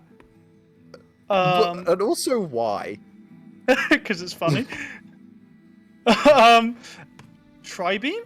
No, Tribeam can't make landmarks, right? No, because it goes straight onto the board. It doesn't go to hand. Okay, Chris has 2 Heimers in hand and a Tribeam. That's where they're at, and they have Jace that's looks like pretty close to leveling, which is good news. Probably gonna try and take out Ezreal here. Luna doesn't seem like they have an answer to that. Could have played the Yordle to try and dig for something, but they're just gonna let it go. Ezreal's work here is done. In Jace history, Challenger has been picked over Quick Attack. It's sometimes they're just gonna play the Howling Abyss. Sure. I think Rory may have left us again. So just me again. But luckily we're still here. So what do we get? Swain off the Howling Abyss. I don't think that's gonna do much. Oh, actually, the Swain synergy with Ezreal, that could be quite good. It could be very good. Especially, I don't know what level that Tribeam is on. As we came quite late into this game, but if it's 2 or less, yeah, I don't think it's very high. I don't think it's very high. I think it was the draw last turn. Yeah, so plays Swain. Plays Swain. Can Tribeam Scorched Earth? Yeah, but if they want to use their hand, Luna's still gonna get a chance to play the Ezreal before that can go through, and they've got the Poros and the Poro Cannon to get a trigger off of it immediately. That's true. And okay, well, so the option's gone now for Chris A to do that as well. Now, does Luna want to slam Travelers? Or I think really the play has to be the Ezreal here, right? Yeah, so looking at this, you'd be like, it's a Travelers, no-brainer. Obviously, Luna can't see Chris A's hand, doesn't know that they have double Heimerdinger. Oh, okay, yeah. Perfect information, obviously, you slam Travelers. But with what we're working with, it also, when do you get to play Swain with Ezreal? I actually remember 2-3 seasons ago, it was a viable deck. Swain is? I saw it being played a little bit. Yeah, but it would never got above tier 2, from my understanding. Okay, so wow! On the Howling Abyss? Okay. Okay. Maybe the Tribeam's on 3 then, and is now on 4, perhaps? No, you just full hit Luna. Oh, please don't summon a Poro. Oh, that was very clever. Okay, the Ezreal causing the Swain to stun the Jace. Yep. No blocker available for the Swain now, which means the Swain's going to fall to... the Jace is going to fall to Swain's Nexus Strike, and Heimer will then fall to the Ezreal's created Mystic Shot if they want to spend that mana. This is kind of disgusting, actually. Honestly, I think that was one of the best champs that could have been pulled. Yeah, I was when it came out, I was like, I'm not sure if that's good. But then Luna draws the Ezreal as well. just brutal, just brutal. So I don't like that. I don't think you need to Mystic Shot to face here because you know they have a tech in hand that they want to play. Yeah, but your opponent's pretty low. Just putting him at 3. I know, but And you're at 12, and you have a 4/7. Like, I think you can safely for the face at this point, especially with Progress Day in hand. Highly likely that you're gonna be able to just finish them off here. Static Shock. So yeah, that's game, right? Static Shock, target, Nexus, and creature will then ping the Nexus for an extra 2, and that's GG. I believe, yeah, it counts as 2. Yeah, it'll take it as a targeting creature trigger, I'm pretty sure. Either way, you can just burst it out with Progress Day next turn. Yeah, you don't even need to worry. But yeah, that'll wrap things up for Luna, and I'm not sure if this was game 1 or 2. We'll get a bit more information after that. We were kind of thrown straight in this one, but well played in the second half by Luna there, doing Vi Ezreal some very good justice. We saw Vi actually got up to 10, but just unfortunately completely got unnecessarily by Hextech Handler of all cards. Doesn't manage to connect. It was looking on the face of it there, looking like it was good for Chris, but yeah, that Swain into the Ezreal draw. Just to seal the deal, like you can't really ask for much more from a Howling Abyss.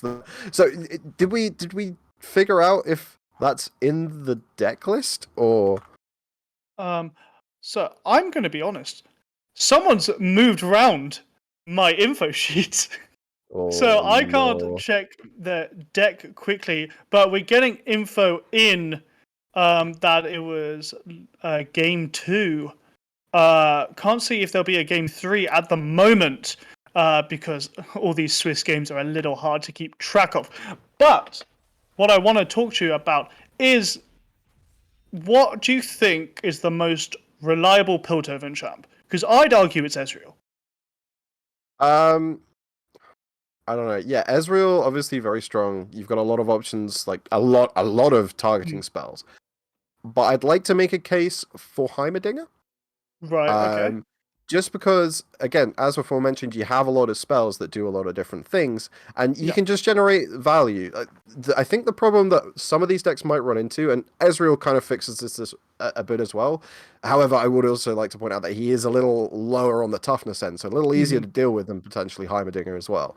Heimerdinger's got a bit more staying power, and if you don't draw your other champ, or you don't draw some of the, frankly, underwhelming creatures that you have available, the units, you can just keep generating some value. So I think as a way to just win the game on his own, Heimerdinger kind of takes it over Ezreal for me. I understand why Ezreal is obviously a good shout, and I think honestly you should probably just play Ezreal Heimerdinger if you want to just definitely win one game.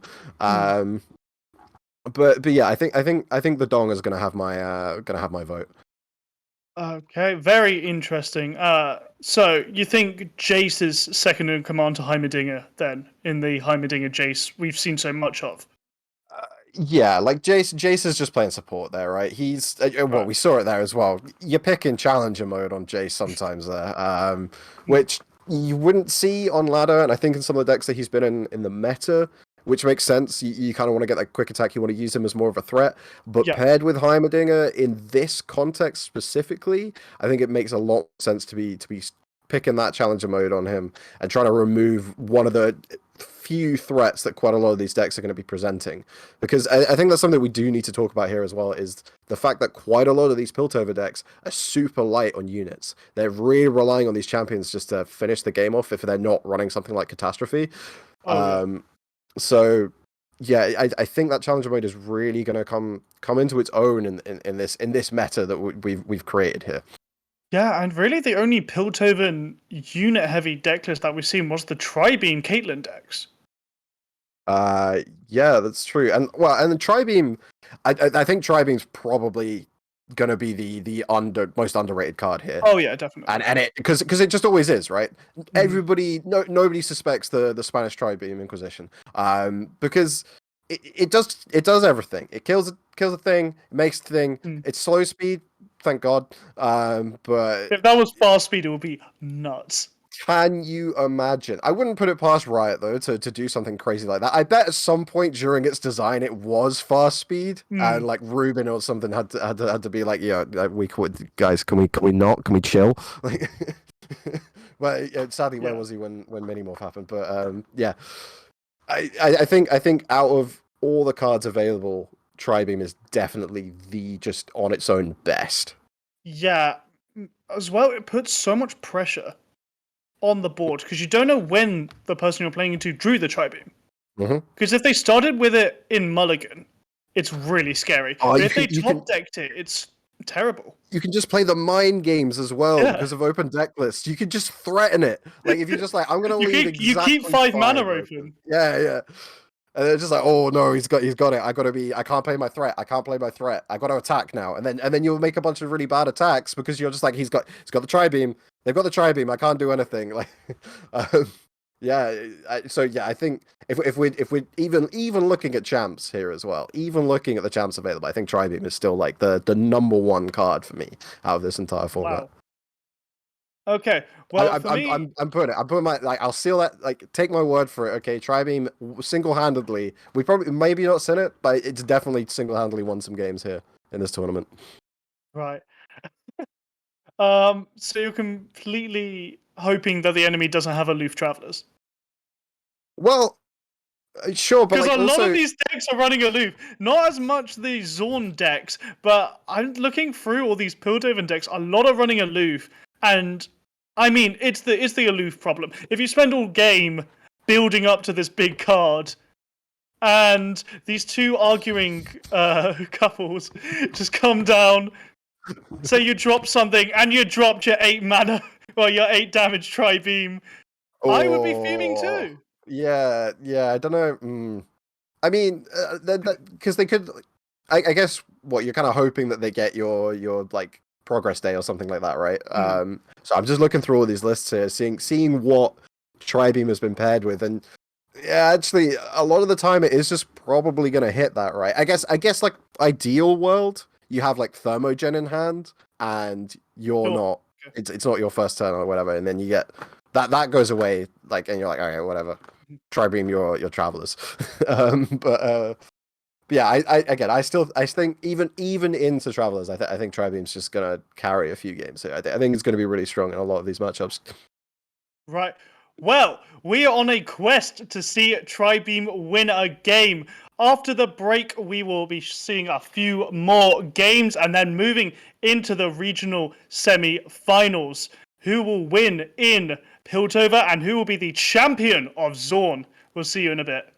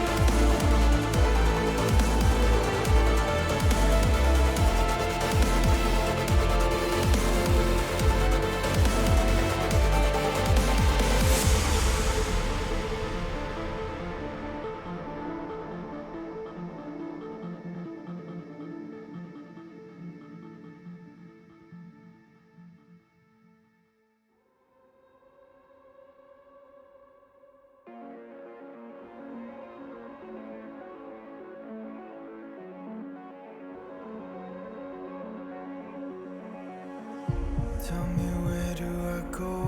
Tell me where do I take us?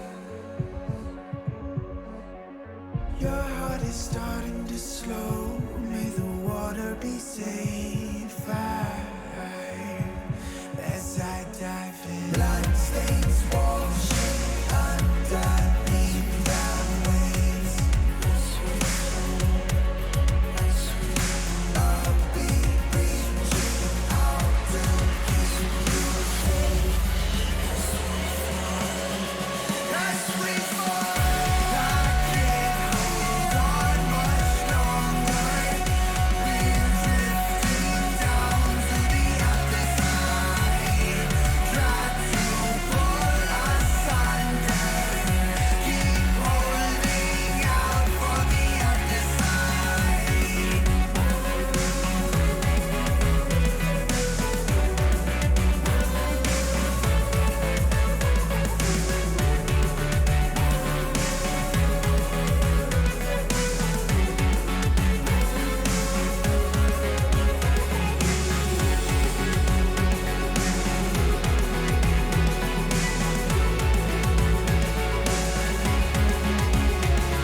Tell me where do I go? Tell me where do I take? Where do I go? Tell me where do I take? Your heart is starting to slow. May the water be safe. Where do I go? Tell me where do I go? Where do I go? Tell me where do I take? Where do I go? Tell me where do I take? Your heart is starting to slow. May the water be safe.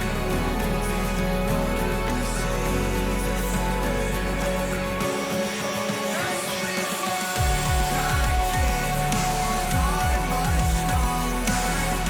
We're drifting down to the other side. Try to pull us under. Keep holding out for the other side.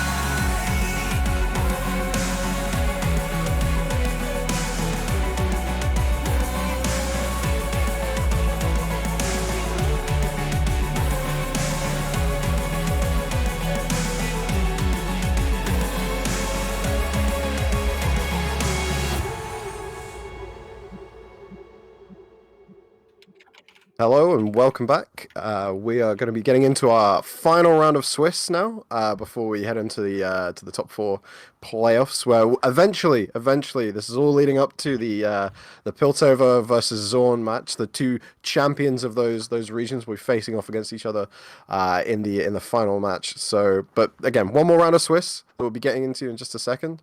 Rory, who do you think that last match? Who? Now that we've said a bit more, how are you feeling about it? What do you think's going to happen? Are we talking about the Luna game? I'm talking Well, we about the joined- finals. The finals that we're gonna end up at. So Piltover Oh, or got Zorn. you. Where's your money? Now, I actually think it's pretty even. Yeah. And I'm saying this is because it all depends on the mulligan. Because if you're running aggro and your opponent can't get enough good low-cost spells in hand, they're in trouble. Like a Shock Blast into a 5-unit board is not that effective. Yeah, it doesn't do loads, does it? Static Shock could do a decent amount of work. But yeah, I think it's gonna. Yeah, it is really gonna come down to how removal heavy your hands are as the Yeah. Piltover player, all right? But equally on the flip side of that, for Zorn, they're gonna need something that's you need to go threat, just to keep that pressure on. But we're gonna get into another Piltover match here. It's a tri-beam deck, so this could well, Maybe your dreams will come through. Won't come through even. I hate to see it. Puts the Ezreal back, draws one straight off the top again. So Oh dear, oh dear. well, I think you're okay not to play anything till turn 3 in this kind of a thing. I think it's fine. I'm not too worried if I'm Grego here. So just for context, these two players, they're both 3-0 right now in the Swiss. So whoever wins this match will be booking themselves a ticket directly to the semifinals. Though whoever loses still has a chance to make it. Depends on how breakers go. We won't be able to tell you what that looks like until all the matches are done and we've got that Bukol score. But for now, just gonna bit of a slow start for Gregor, but yep, finally made it to turn 3, and here's Caitlyn. What's really interesting is this is Tribeam versus Tribeam. Oh, but I'm And noticing both something splashing about. Noxus. I'm noticing And something about Gregor Himmel. started with it. And Himmel still doesn't have one in hand, and we're going for the twofer on Caitlyn. Oh, Oh, that doesn't feel good. oh, hate that, hate that. Obviously, they're saving the Piltover Peacemaker for when they have Tribeam, because you don't want to waste. That's a University of Piltover. That. Okay, well, I mean, at first they had my attention. Now. Yeah, not loving that Station Archivist. Personally, I think you don't pull it this early because this fleeting. This is a 3-cost card deck, and you played it with 5 mana. I guess. What's your other option though? You play Ezreal. You don't play. Oh, you just pass and then You just take pass. The... It's 3 damage and a chance to blow a what's it called, a flashbang. Yeah, I don't hate that as well. Okay, well, Ezreal's gonna hit the board. Can be dealt with by Himmel. Oh, you see, Himmel is just so clever. They're running University Piltover to discard when you have Poro Cannon. Now, that's the level of intellect I didn't think we'd see today, honestly. But that you just see some deck building masterminds, I guess. Yeah, sure. I mean, yeah, we'll go with that one. We'll go with that. Deck building masterminds. Yeah, absolutely.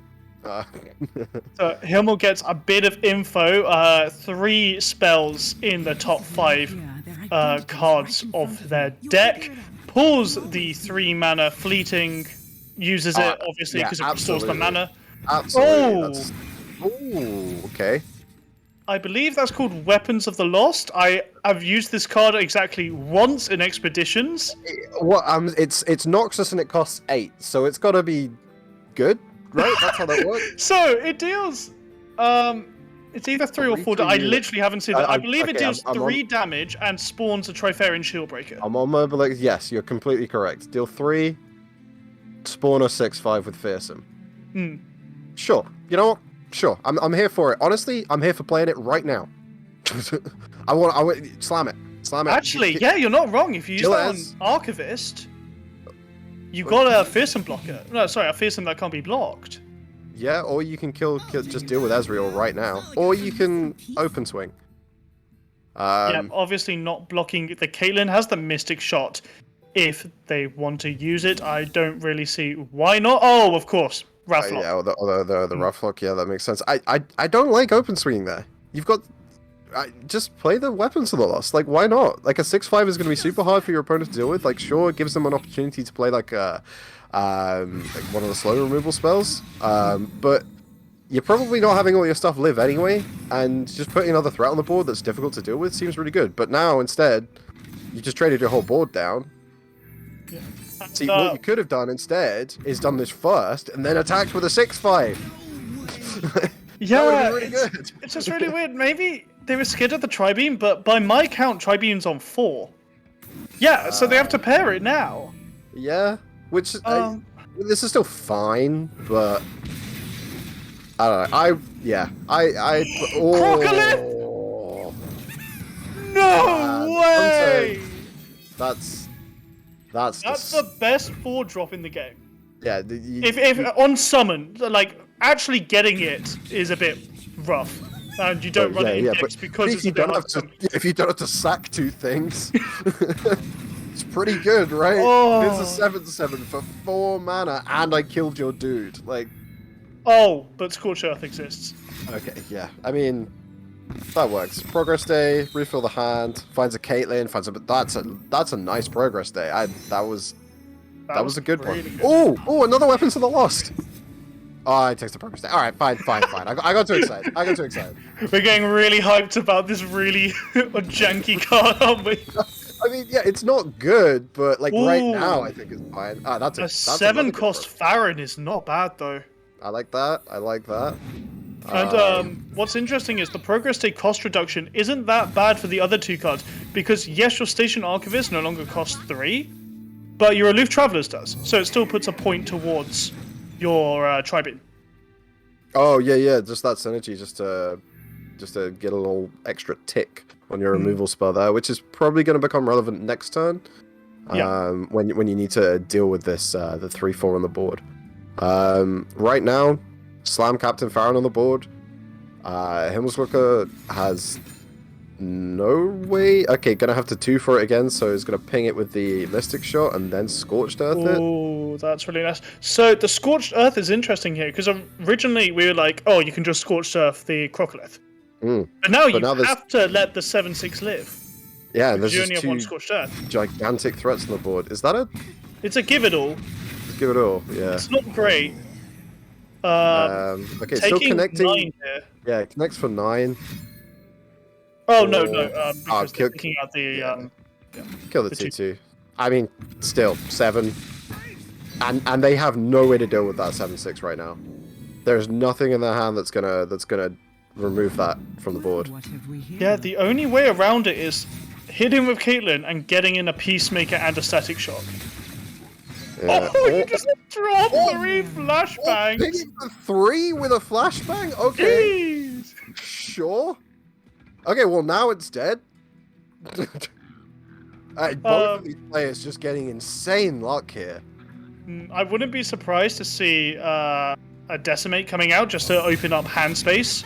Yeah, Obviously, Ezreal is leveled, so you can get 1 extra damage by dropping Decimate. Also, the Piltover Peacemaker might go onto the Caitlyn, just as there's no other units on Himmelsglucker's hand. But Grego doesn't know that. Yeah, I think, well, you can get away with... there's a case to be made for playing the Archivist, right? There definitely is, yeah. But I at don't, this I don't point of hate the doing game, that, but... I think you go Tri-Beam, yeah. Yeah, okay, just... Oh! These are such good Tri-Beam pulls. Sometimes it just goes well, right? Actually, wait, no, that was a bad Tri-Beam pull. Why is it 6/4? No, it's a 6/4, but it's a 6/4 reputation I cost 2 less. So it's statted to be we'll say 5 cost. So you're actually generating a unit that's 1 down. 6/4 is still very scary. Oh, was that a Tri-Beam for 6? Yeah. Yeah, it's a Tri-Beam for 6. Oh, okay, sorry, yeah, completely misreading how, like... What, okay, well, you know... Well, it's still a 6/4. I have a feeling this is a W for Grego. Oh, yeah, this is... Oh, my... Hits Ezreal? Oh. Disgusting. We can dream that hits Ezreal in some kind of context. How's the gotcha? So... Not blocking the... There we go. Yeah, blocks the croc. It's gonna take... Yeah, it's gonna take... 8. Yeah. Yeah, that's that.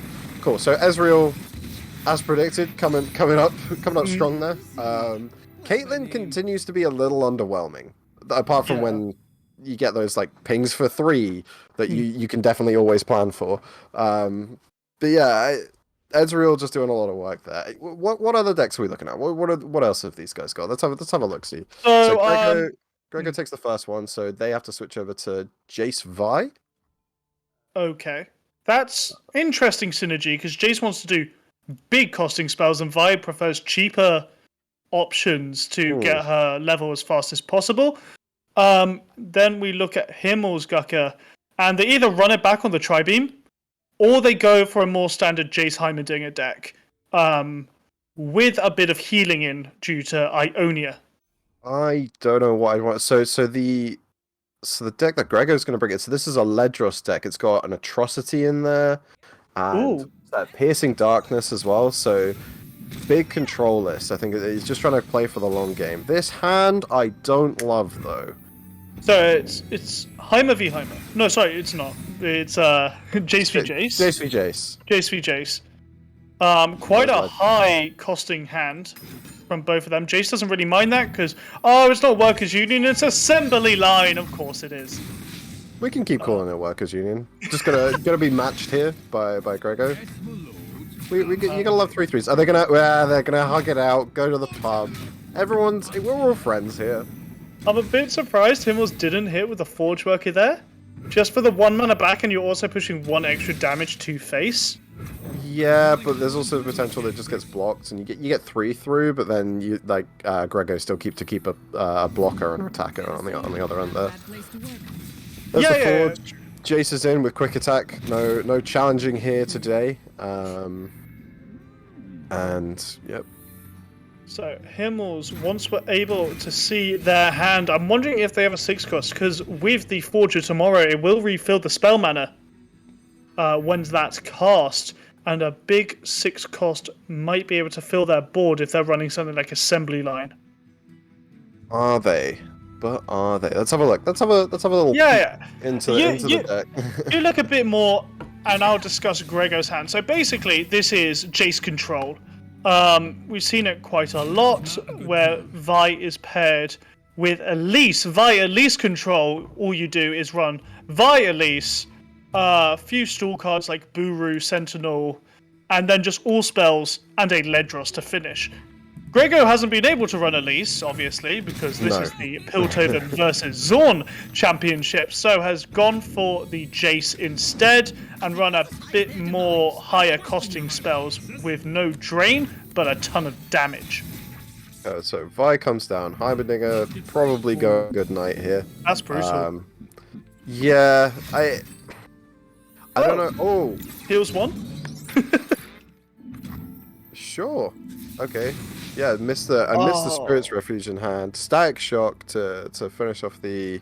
Yeah, that's might gonna... come out here. Yeah, I think that's absolutely. Yeah. So refill Spell Manager. Yeah, just gets an extra action. Oh, and it's gonna fill the board up with tech here, which, yeah, this is huge for him. Or that's a good trade that just got made there. Sure, he's on 0 mana now as well, but suddenly gonna be a full board. Gonna have a bunch of scary threats and the attack token at the start of next turn. Oh, Glorious Evolution is really good here. Yeah. Mostly because I know Jace really likes 6 mana spells, but it means you get your Ledros out a turn earlier. Takes the Harrow. Sorry, you get your Ledros out on turn 9 anyway because you need to bank mana here to be able to use Glorious, So but it takes doesn't Harrowing speed that up. anyway. Ledros is not a summon effect, it's a play effect, so Yeah. it won't double proc the Sword of Ledros. No. It's still a decent pickup. What's died for Grego though? Just a factory worker, right? 2 factory workers, yes. 2? 2. Yeah, 2 because they both played Assembly Line. Sure. Mm-hmm. But as I was saying, turn goes over. Himmel has an amazing board just to open attack with. Would be crazy not to, I think. Reading a spell to level Heimer, maybe? Shock Blast to clear the way, just so there's less blockers. Yeah. I don't hate that, but I don't love it as well. I feel like an open attack there is just fine, because at worst you lose a couple dudes, but Grego has to make some pretty unfavorable trades if he does want to block there. Yeah, and then the Piercing Darkness comes out. We're talking about that Shadow Isles drain, and there we see it right here. And that's just what Grego wants to do, though. This is what I don't like, though. The Adaptatron comes out so late, can't take any of the Fearsome or Overwhelm keywords, because it's every tech summoned after it's played. It will take the keywords. Don't think it matters though. This is still a huge attack. Okay, maybe I was too hasty to judge. I think yeah, sandbagging a little bit there maybe was. I still like the open attack depending on what removal Grego wants to play. I think Grego playing the drain rather than the shock blast. Interesting choice. Grego down to 4 though. So that was a really clever block by Grego. Yes, you're sacrificing your vibe, but you don't fall to 3, and shock blast can hit face. Yes. For 3 damage, so keeping them in here. Gets to do Harrowing, gets back Jace, flipped. But it doesn't really do anything. Yeah. I don't think, because he can't use a 6 mana spell anymore, and they're ephemeral. And yeah, we just got a bunch of dudes. Like, some blocks are gonna have to be made. Sure. but I think it's important to note that there is a 6/1 elusive over on the other side of the table, and that's gonna kill you. Also, Vi I don't could grab want to it, be the but- bringer of bad news. Himmelsglucker is a level Jason hand, so it doubles Shock Blast. Oh no! Okay, yeah. I mean that's So gonna be I bad, think right? it's a W Yeah, for yeah, okay. Himmelsglucker off this. Yeah, that's gonna do it. Doesn't matter. Just makes all these trades. He doesn't care. This. Yeah, that's okay. Sure, that's game. Unfortunately, all the cards Eminent Benefactor pulled were not good. Mostly because... So, some might argue Dawning Shadow might have been the right card to grab, but because it's paired with Senna, it's slow speed. Yeah. So, yeah, against an that's open attack, right. it's useless. I still think it's more. I think it's better than the harrowing there. But would it? Did Greg have the chance to play it after doing it? I think he had enough mana, right? No. No, he didn't. He used all his mana. Okay, so that ties it up. That takes us to 1-1. So Phew. Grego has to run back the Jace Heimer list. It's Jace Vi list. Into Tri-Beam. Into Tri-Beam. How do we feel about that matchup? Ooh. Honestly, you're asking me how I feel about it. There's no denies No. open, so Tri-Beam is a viable win option. Yeah. But it really depends on your opening hand and first 3 cards Not a on the side of Himmel. huge amount of targets for Tri-Beam on the low end. Like there's the workers and. Well, you can hit Jason Heimer. Yeah, you can hit Jason Heimer, sure. Oh no, Jason Vi. It's Vi. This one's Vi. Sorry, Jason or Vi. Yeah, They're both good targets. But yeah, but once you've dealt with one, like because you.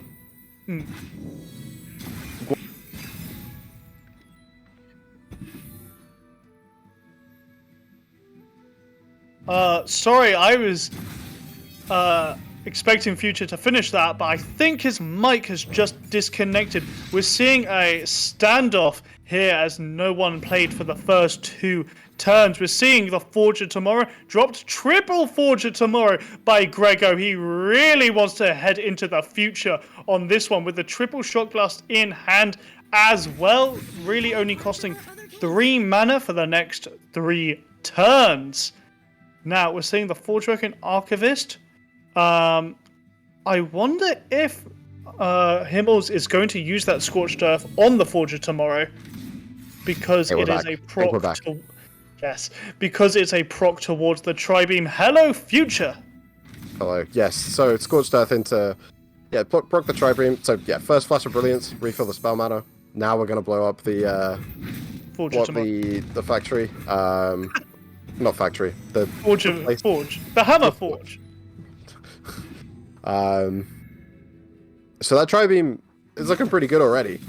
I take back everything. Well, but actually, do I take back everything I said? So the target for the Tri-Beam is only going to be a factory worker currently. Yeah. Grego kind of has a bit of a bricked hand. Can kill off the 2 units on Himmel's side. But also, that's the 6 mana fast transform. I can't remember off the top of... Is it Transmogulate? It's something like that. It's something like stats? that. I've been told, yes it is! I got that one. Do? Basically, you pick one of your units. Sorry, you pick a unit and transform it into another unit. Oh. So you can match the turrets if they get any elusive turrets out. And okay. Because of the patch 2 patches ago, the Heimer's elusive turret is a 6 mana turret. Gone are the days of the 3 mana elusive spam. I did not enjoy that meta. Probably for the best. Yeah, I think it's okay. But okay, so you can copy, turn it into something. But yeah, we're not. Grego's not doing anything right now that is worth stealing, and frankly, neither is Himmel. But I honestly think that's there for when you if you use like a huge tri-beam, make a massive creature, something like a 7+, right? And then you just do it again.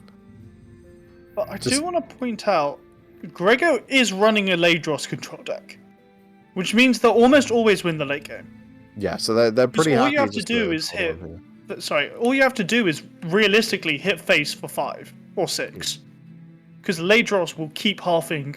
Your Nexus and Himmels has no healing. Even Tribeam doesn't do much into Ladros. Now, I hear what you're saying, and yeah, you're totally right. But Grego doesn't have Ledros in hand, and doesn't have much of a board presence. And Oh my god, I just realised something.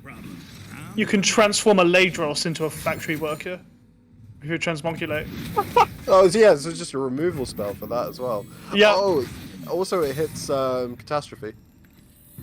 It does also. I don't think either of these are running Catastrophe. Oh, no, not relevant in this match, but... Yeah, in the future, if we see a Catastrophe deck, I believe the only player running Catastrophe has not proceeded towards the semis, unfortunately. That's a big shame.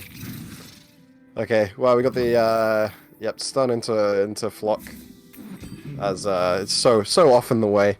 Jace not going to be sticking around. The weeping of every 4 health champion in the game right there running into Noxus. Please, sir. And, yeah, Gregor's just sitting on these 3 shock blasts. The double forge won't do anything extra. It will still just give you 3 spell mana back. That sucks. But, it's unfortunate, yeah, but Himmel is not getting any good units out, which is a shame. They're kind of both just throwing spells at each other and hoping one of them wins out. I don't know what Himmel's really waiting for. Like, the Tribeam's been in hand for a while now. At some point, you've got to commit, right? Oh, Jace gets to stick around. Okay, so presumably next turn. No, there was just more. Okay. So, funnily enough, someone's run the numbers on this. Tribeam is at its best at 8. Yeah. 9 isn't very good because most 9 costs have a play effect or a summon effect. Yeah, there's a lot of the boats, right, that bring out champions that they won't have. So. Well, I was thinking more of like Karina. Oh yeah, or Ledros, I guess. Or Ladros, yeah, not good unless he dies and then you replay it. Yeah. So. And 10 is terrible. Yeah, 10's awful. You never want a Tribeam for 10. Do we have a count? Do we know how big's the... It's I believe it's at 7 right 7. now. Okay. 7. With the other one at 3? Yes. Alright, so... Ezreal comes down. There's your 8. Oh, But, that's a huge progress there. Yeah, that's pretty good. Give us some more targets for the Tribeam. Oh, that is true. The moment this Vi drops, Ezra's gonna get some extra Nexus damage with that Tri-Beam. Yep. And maybe that's all that Himmel needed, was the level to Ezreal to start pumping out some real good damage. Yeah, because yeah, I think Grego might get baited into playing the Vi. Oh no, okay, goes to the Piercing Darkness, respects that dropping the Vi may not, in fact, guarantee the death of the Ezreal. Well, it'll have to be next turn the Vi comes down. So it's coming down here. Probably... Well, because the 5 cost Vi is going to have more stats on it than the 4 cost, right? Because it's been in hand a little longer. But I don't know how much we care about that over conserving mana. Because I think you're obligated, if you're going to play Vi here as Grego, you have to go in with the 4 drop so that you can leave up something like Static Shock, or you could go into an Aloof Travelers if you wanted to. Yeah. Personally, for me, I think you're playing Travelers first potentially. Try and get rid of something. I wouldn't hate Travelers first because because you're also trying to hit the Tri-Beam. Yeah, which sadly isn't going to happen here. But the progress day is stopped for today. And there's a Tri-Beam for 9. Ooh, it's 9. And it's Karina. Karina. This is what I was saying earlier. You can safely drop the Vi and take out the Sting Officer, the Elusive, to no real harm. Yep, that's pretty good. And Grego kind of stabilizing a bit there. Not out of the woods by any stretch of the imagination, but prolonging the game certainly with that nine cost. Yeah, Thanks there we twice. Okay. Keeping the game going, has True Shot Barrage in hand as well, which could be relevant depending on what Himmel decides to develop with. Gonna Mystic Shot the 2-1 in the back line. That Mystic Shot does make sense because you're tri-beaming the Vi next turn and you want to have a bigger swing as possible. And no, that's not what you want to get, another tri-beam this late into the game. Yeah, no, this is... Things have taken the... It was looking good for Himmel, but those last couple draws and what hitting Karina off the tri-beam just really hasn't helped his tempo at all. That is one of the worst 5 drops you could have pulled. Did draw him a card, so yay! Immediately dying to shot blast here makes total sense. Grego happy to eat 6 to the face here. Also on board with that decision. Probably going to drop a Travelers. It's going to get that pseudo removal spell, I guess, is all that's going to be at this point. If I'm Grego at this point in the game, I think I'm relatively... Oh, okay. Ooh, going for the 12 swing. Okay, double Karina on board now. Yep. Okay. Finally found a use for that card, but Yeah. that does mean Aloof will now toss the new tri-beam, which I don't think Himmel will mind that much. That's whatever. Unless we'll see what Himmel draws. Justice Rider, it looks like. Okay, cool. Okay. And Bit of also, flashbang support then. Yep. Just gonna put that Travelers down to... It's the University of It's 2-2. Piltover and it's gonna get tossed by Aloof. Oh, well, yeah. Aloof into Vi is definitely the play sequence here for Grego. Surely. Oh, Vi straight off. Vi straight off, Okay. not scared of any removal Himmel might have. I don't think they would have the mana to do 5 damage anyway. No. As they're not running Thermogen, and even with Shock Blast, they wouldn't have their mana. Okay. University of Piltover comes down, and for the first time this season, we get to watch the Vi level. I don't know about attacking with these two. It feels like you're just removing chump blockers. Well, the Static Shock in hand, I think trying to bait out the block from the 6-3 just to get it off the board, potentially. It's not ideal, but again, you don't really care too much about these two, right? Yeah. Because, as a play sequence, so let's say they both get blocked, you can finish off one of them with Static Shock and put the other one goes down to 3, which is then in range for your Static Blast or your True Shot Barrage, right? And then Grego at that point is just firmly in control of the game. I want to point out, I really don't like dropping Justice Rider before Grego's attacked. Mostly because then the Vi can't attack. Yeah. I think passing there is much better. But instead, what we get is a flipped Vi.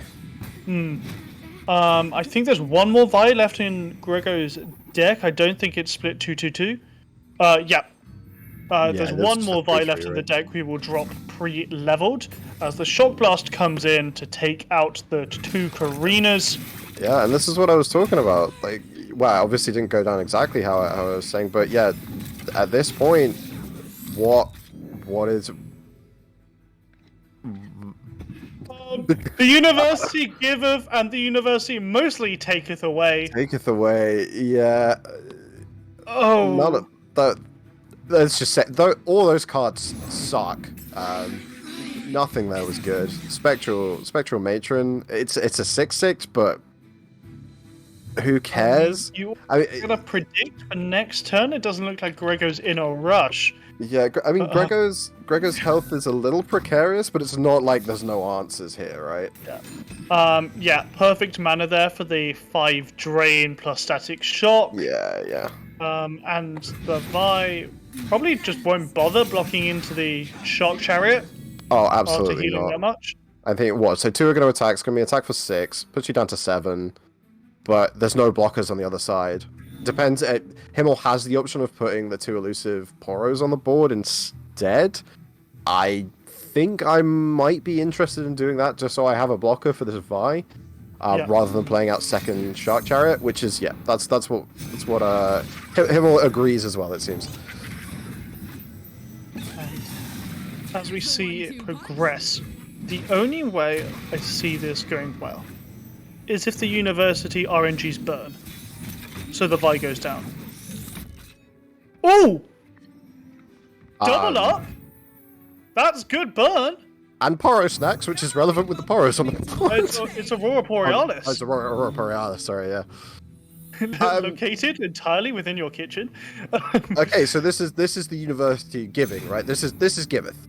This is as giveth as you could take. Captain Erika, I believe, can also capture the Vi.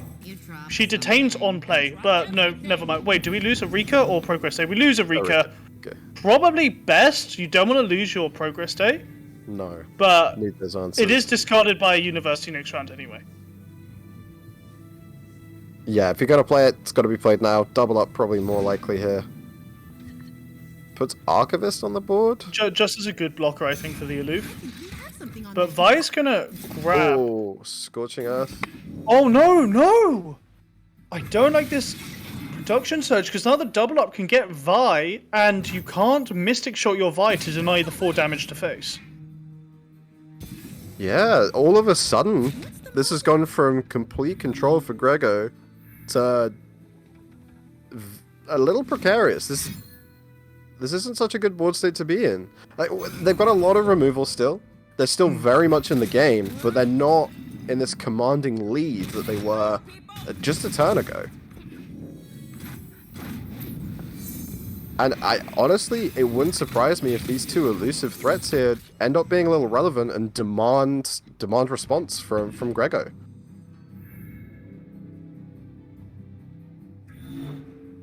And I think Rory has been taken away by the university as well. So for now, it's just another elusive threat on the board. Draws another Scorched Earth, currently irrelevant, but it's okay. True Shot Barrage, gonna have to clean up this board. I think at this point, it's absolutely necessary for Grego to answer these elusive threats. At 7 life, just getting chipped away like that is really gonna start to take its toll. Decides to go for a little for face, gonna get Himmel down to 7 as well. Does have Mystic Shot and Atrocity in hand, so it's just trying to get there with reach, I suppose. Now, Hunting Fleet coming down. Makes a little Narwhal. 6/6 can be easily chump blocked, but it does mean that 1 damage at least is going to get through here for Himmel. Putting him down to 6. Mystic Shot's going to keep the Narwhal alive. Just to keep it as a bit of extra insurance, I guess, against any more elusive threats in the future. Now on the crackback, depends what Grego decides to commit with, because I think an open attack is a little cagey, and especially with all this removal in hand, you probably want to be trying to clear the board away a bit just to try and get in for some extra. And another Mystic Shot off the top of the deck is definitely going to help. Goes for the open attack anyway. Doesn't want to risk some craziness coming out of the university, which is some removal, a buff spell, a Dragon's Kick. Dragon's Kick is So hi, I'm back. Dragon's Rage Kick is actually lethal. Oh no, the Piercing Darkness comes out. Yeah. Dragon's Rage Kick was lethal. Yeah, it was. For the Hunting Fleet. Yeah. I didn't. Oh, it still is. It's still on the board. Keeps it alive. Yeah, but it's a 1 health Shot or yeah, Shock yeah, Blast forces out. a Mystic Shot. Yeah, Dragon's Rage Kick is I don't know, like it's cute, but it's not gonna get there. I don't think there's a single world in which Grego lets that happen. It's just not gonna go through. So a cool interaction. I believe if Caitlyn Dragon Rage kicks, it counts as her striking twice, so she'll put double the flash bombs in. Okay, that's cool. I don't think it's gonna win in the game, but it's cool. No, it's a neat interaction. But Shock I don't think Caitlyn lives here either, right? No, I think Yeah. Caitlyn is Yep. just going to get Shock Blast along with Hunting Fleet. Yep. Oh, Hitting Oh, face. that's Wait, it's not lethal because of the drain. yeah. The drain went through, but that. But this is actually the perfect moment to use Dragon Rage Kick because you Yep. also take out one of the enemies if you take out yeah. Struck is recalled. Puts him Well, down to 2. You have to block Has this. to block. Has to block with at least one of them. Just blocks with the Poro, surely. Oh, well, actually, no. No. Block with the Mystic Shot and Hunter, Shock Blast in the deck, so you can't let either of those go through. Oh, it doesn't doesn't attack. That's nuts. The Eye of Raharak will double stun. That's game, surely. Oh no, sorry, it will double stun at the beginning of next turn. Yeah, but Ezreal in hand is more what I'm thinking of Oh here. Christ! yeah, that will do it. That's gonna tie it up for No, him. it's not. Oh! Yep. Oh, For 2 yeah, mana. Oh my! Oh wow! How did I not see that? I see Atrocity and I don't think on a 2-cost creature that's gonna get it done. Wow. Oh. Okay, so Grego takes it home 2-1, booking his ticket through to the semi-finals. Maybe we get to see Himmel there as well for the rematch. And if that happens, I think it will be close because that was a knife's edge there. Real close stuff. Can't believe I missed the Atrocity play. Yeah, no, I just you don't think about it, right? You don't think they'll have enough mana to be able to get that off? Looking at the units on board, the Dragon's Rage RNG will actually put Himmel so close to pulling that back. Imagine just playing the University of Piltover and be like, "This will win me the game. This will win me the game."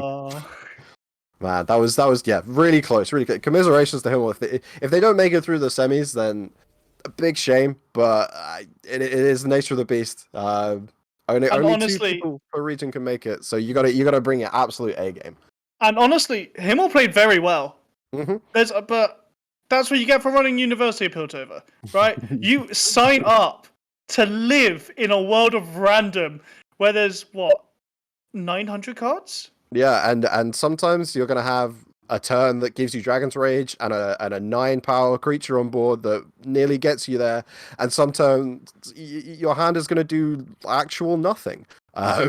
So it just goes to show that it can be fun. And honestly, what are we here for today if not for just a bit of fun? So hats off to Himmel. I think his name needs something like it's like Sky Looker. Himmel is definitely Sky. Guka, I think, is something like it means something like look or peep. I'm not entirely sure. Someone in the chat, if you're fluent in Deutsch, please let us know because I'm intrigued now. Again, congratulations to Grego. We will be seeing them in the semi-finals potentially if we're on the Piltover side of the bracket for that. Now I'm not sure. Are we heading to another game? I believe we're going to a break. Going to a break, and we'll be back with the bracket, I suppose, for the playoffs. So stay tuned. See you then.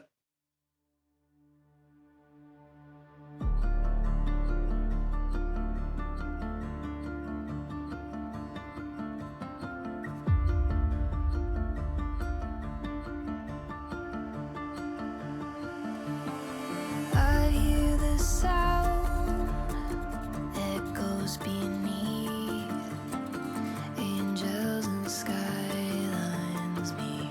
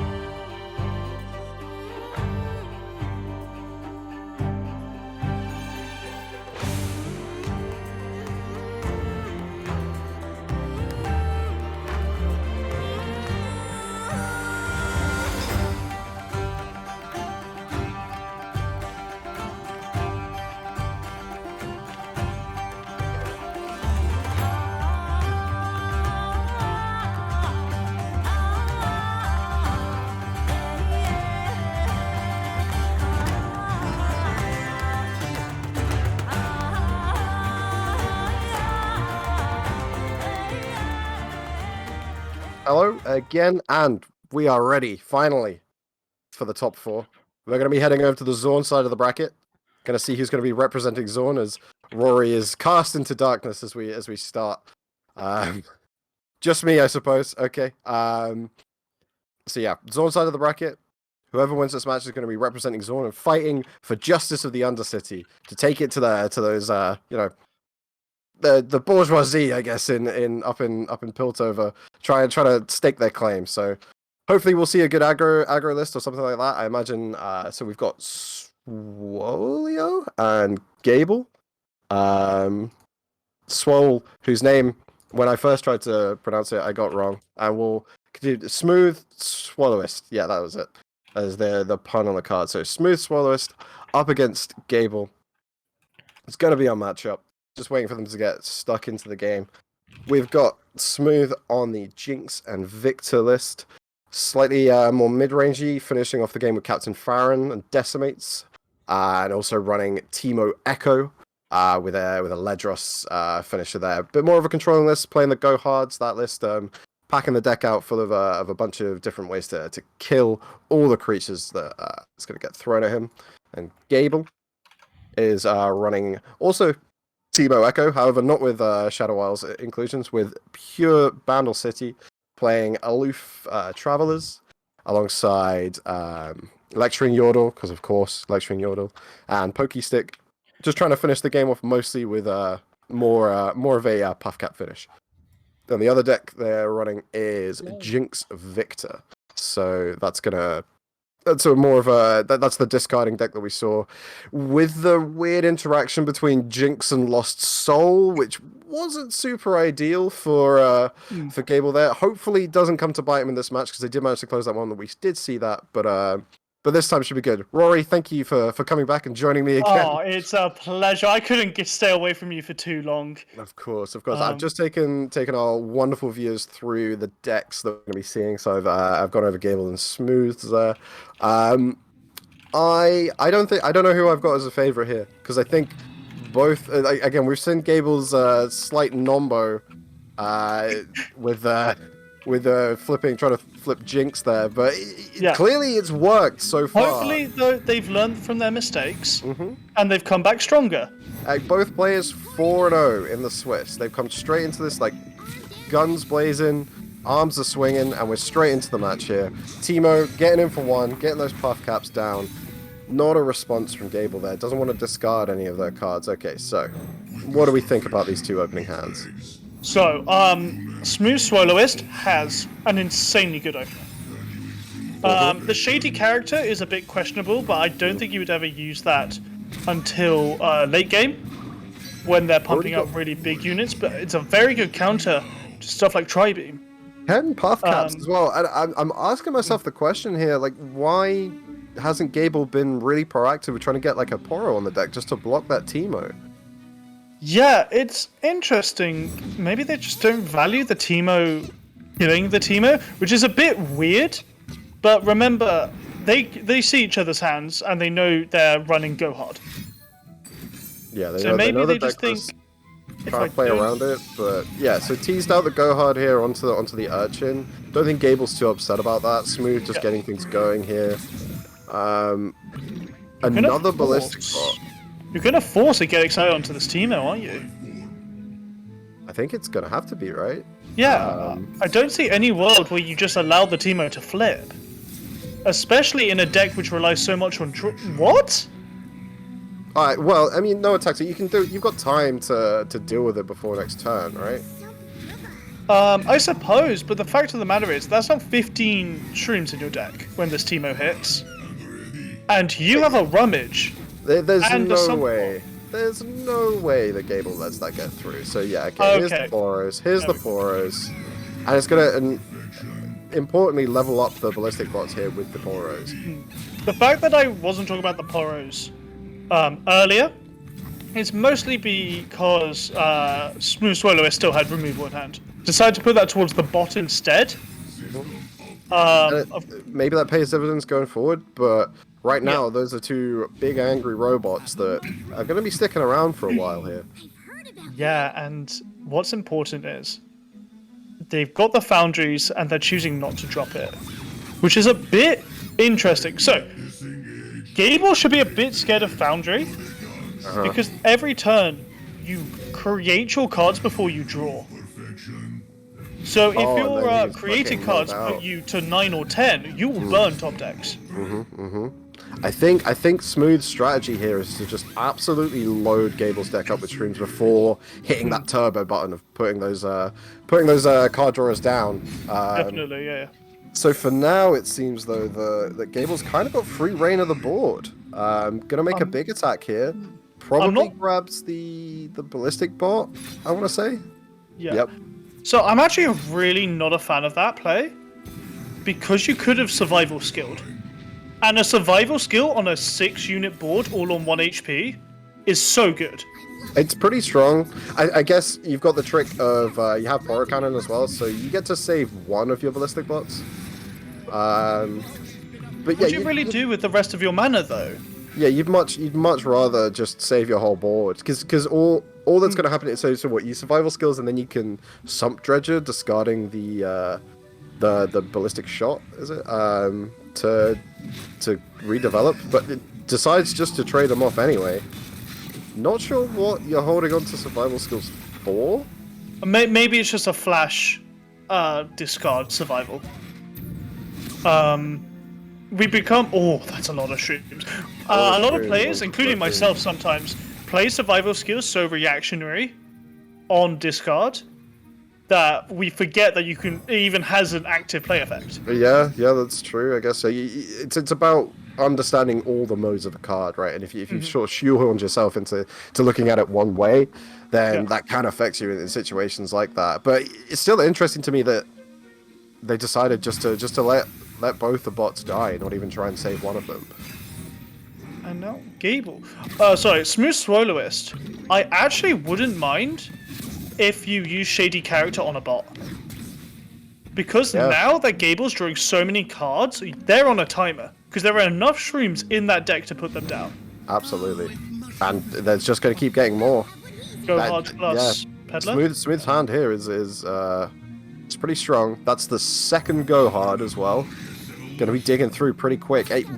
Wouldn't surprise me if we see Pack Your Bags next turn. Ooh, that's really interesting. Double Hex Core drawing 3. Wouldn't surprise me. So, but there is still 2 more go hards to go. Before they hit Pack Your Bags. One's already gone through, right?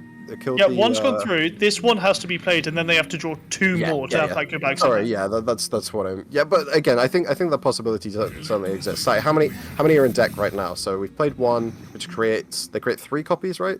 I'm remembering that 4. correctly. 4. 4. Yeah, okay. 4 in deck right now. So now that's 7. Oh no, it's 2. We were both wrong. Only creates 2. Cool. copies. Okay, so there's 3. Now there's 5. And 5 copies, drawing 3 cards. You know, stranger things have happened. I think again, the possibility definitely exists. Finds a Doom Beast. There's 1. Ooh. And Gable's on 6. There's Loses a 1 Flame go God. hard. They can use Echo Strike to generate a time trick. Yeah, find another draw. Do they have enough? So they got 11 mana. They have enough mana to okay, but it doesn't get the chance to make the Echo Strike here. Wait, is this lethal with Get Excited?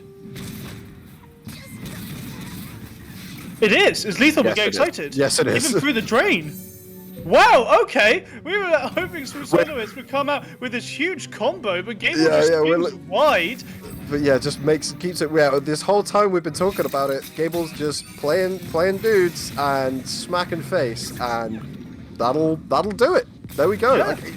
I think what's happened here, what's happened here, and why we missed that line, is we've been getting so excited about these Piltover decks that are playing this really slow game and have this like long-term plan that we completely forgot that Zorn is just like, hello, punch you, and then you're like, oh, I'm gonna do something. They're like, okay, I'm gonna punch you again, and just keep punching you, and now you're dead.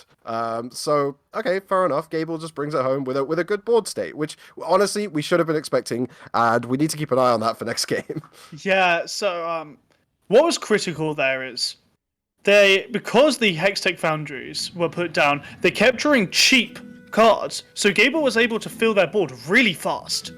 Yeah, just keep putting stuff down. And now, so switching over onto this, I believe the where are we? Gable. So this deck is It's a this is Teemo deck. Teemo. Yeah, this is the Teemo Echo deck. So Teemo Echo Mirror now.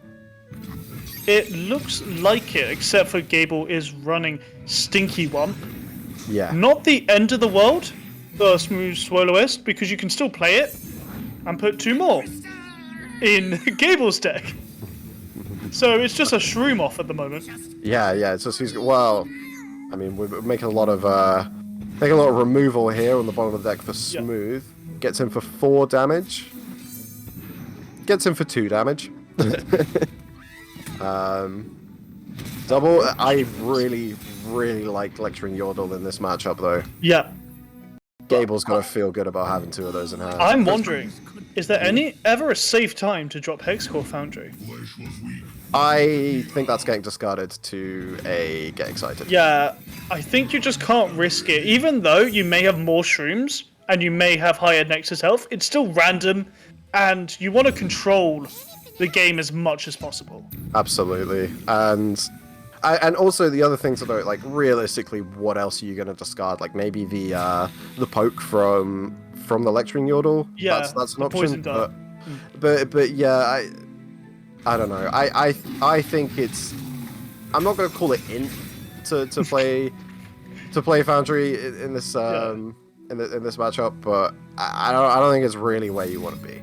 Yeah, I'm quite surprised the Get Excited wasn't immediately put onto Gable's Puffcat Peddler. Yeah, You're just giving them another turn to generate shrooms. Yeah, finds a ballistic bot as well. Gonna put that down. That's gonna start becoming quite a big threat. And also gets a free block here. I don't think you're blocking with Peddler, right? You kind of want to keep that around for a bit more value. Yeah, I think you do, because you know it's a Zorn deck, and Zorn doesn't have many 1-mana pings, or 1 damage pings.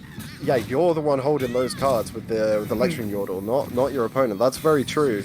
So yeah, decides to take the block, draws another one. Draws another Foundry ready to be discarded. Yeah, that's fine.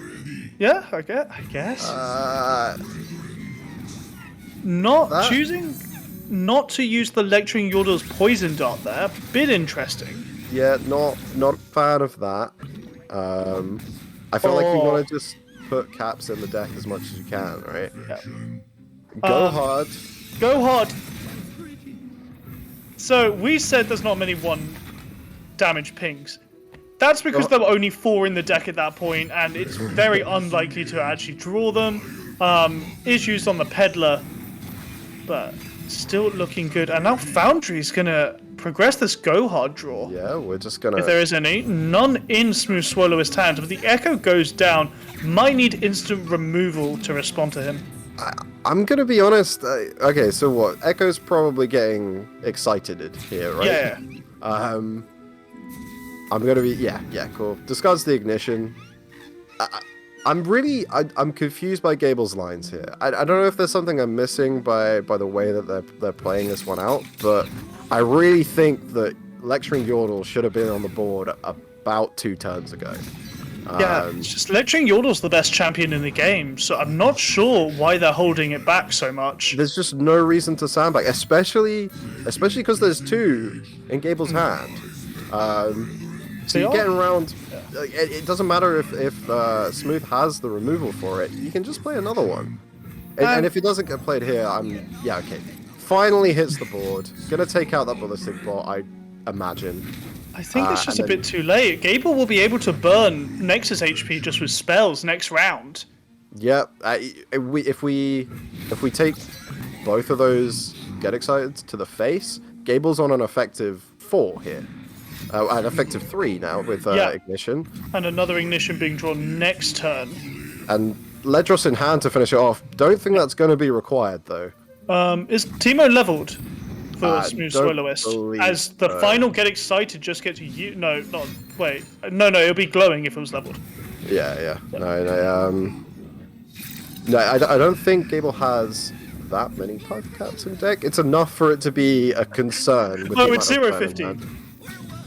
Hasn't had He's any, trollable, he's trollable. any shrooms. Smooth has not been able to get any shrooms None into at all. Gable. Yeah, they've all been going the other way, right? Yeah, okay. It was last game that was getting full. Okay, Yeah. Teemo gets taken out here, but yeah, I don't think this is a win for Gable here. So, yeah, now with the Ledros next turn, it's a bit scary. That's the third Fallen Feline. So a Time Trick here could find Hexite Core. Yep, which Or is Hexite Crystal even. that's pretty which is relevant. Very scary. No, not finding the didn't get that. Hexite yet. But, Did find, because Puff Cat Predict and a Go Hard. shuffles your deck. Oh yeah, that's hugely relevant, isn't it? Hmm. Okay, so kill the cat with a dart. Sure, no worries. Go Hard's probably gonna ping the 3/2. Yep, just to make sure that's closer to death. What does Gable follow up here?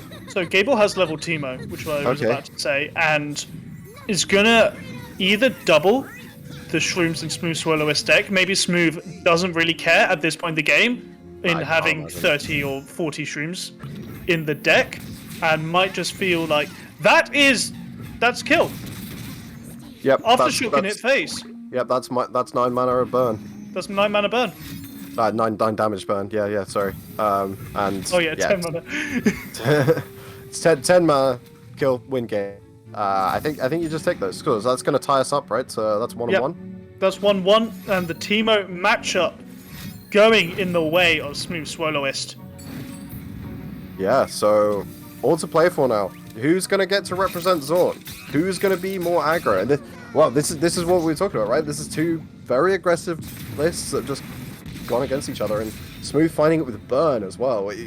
Quite a lot of reach that I don't think we'd really talked about or seen so far is the amount of reach that these decks have, but clearly showcased there as a viable way to win the game. So will be interesting to see what this final one looks like. So we have got Teemo Echo on Gable's side versus what's Smooth on? Is it a Caitlyn list? I want to say It's Jinx Victor.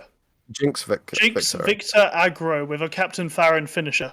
Yeah, with the Decimates and the Noxian Fervors. Okay, yeah. So I like this. I like Jinx Victor into Gable's list here. I think that's if like completely blind going into this, I think that's got a distinct advantage with especially Noxian Fervor is going to do a lot here. We're talking about that burn. We're talking about that reach. 3 Get Excited, 3 Noxian Fervor, 2 Aftershock, and 2 Decimate, as well as Captain Farron.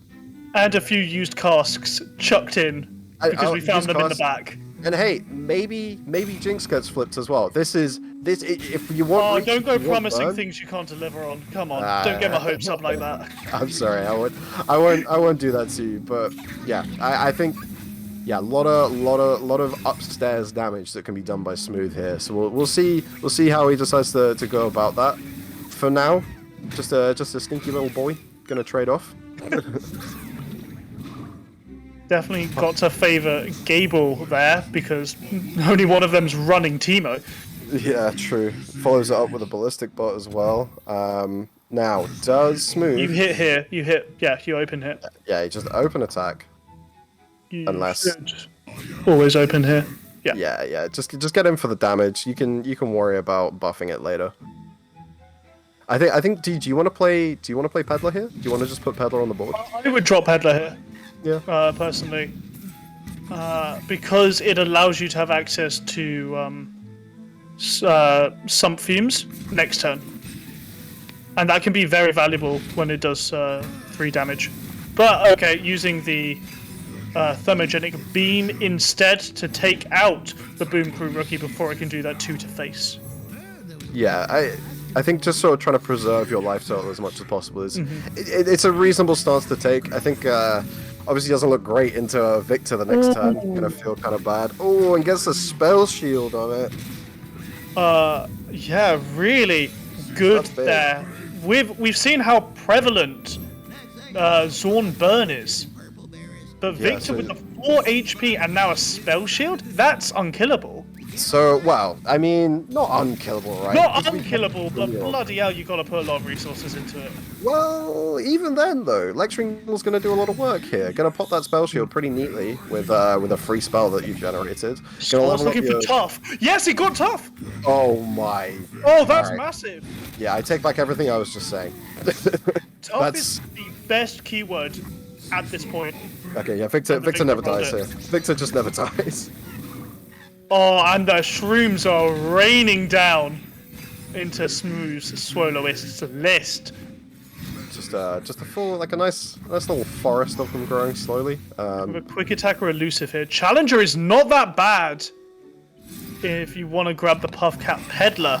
Yeah, I think Challenger is exactly what you're kind of looking for there, right? It means that you get to keep all that burn in your hand. You don't have to expend a potential kill spell for your opponent, a face spell, on removing a threat on your opponent's board. Because, frankly, if I'm Smooth, sure, Puff Caps go in my deck, that's fine, but do you care?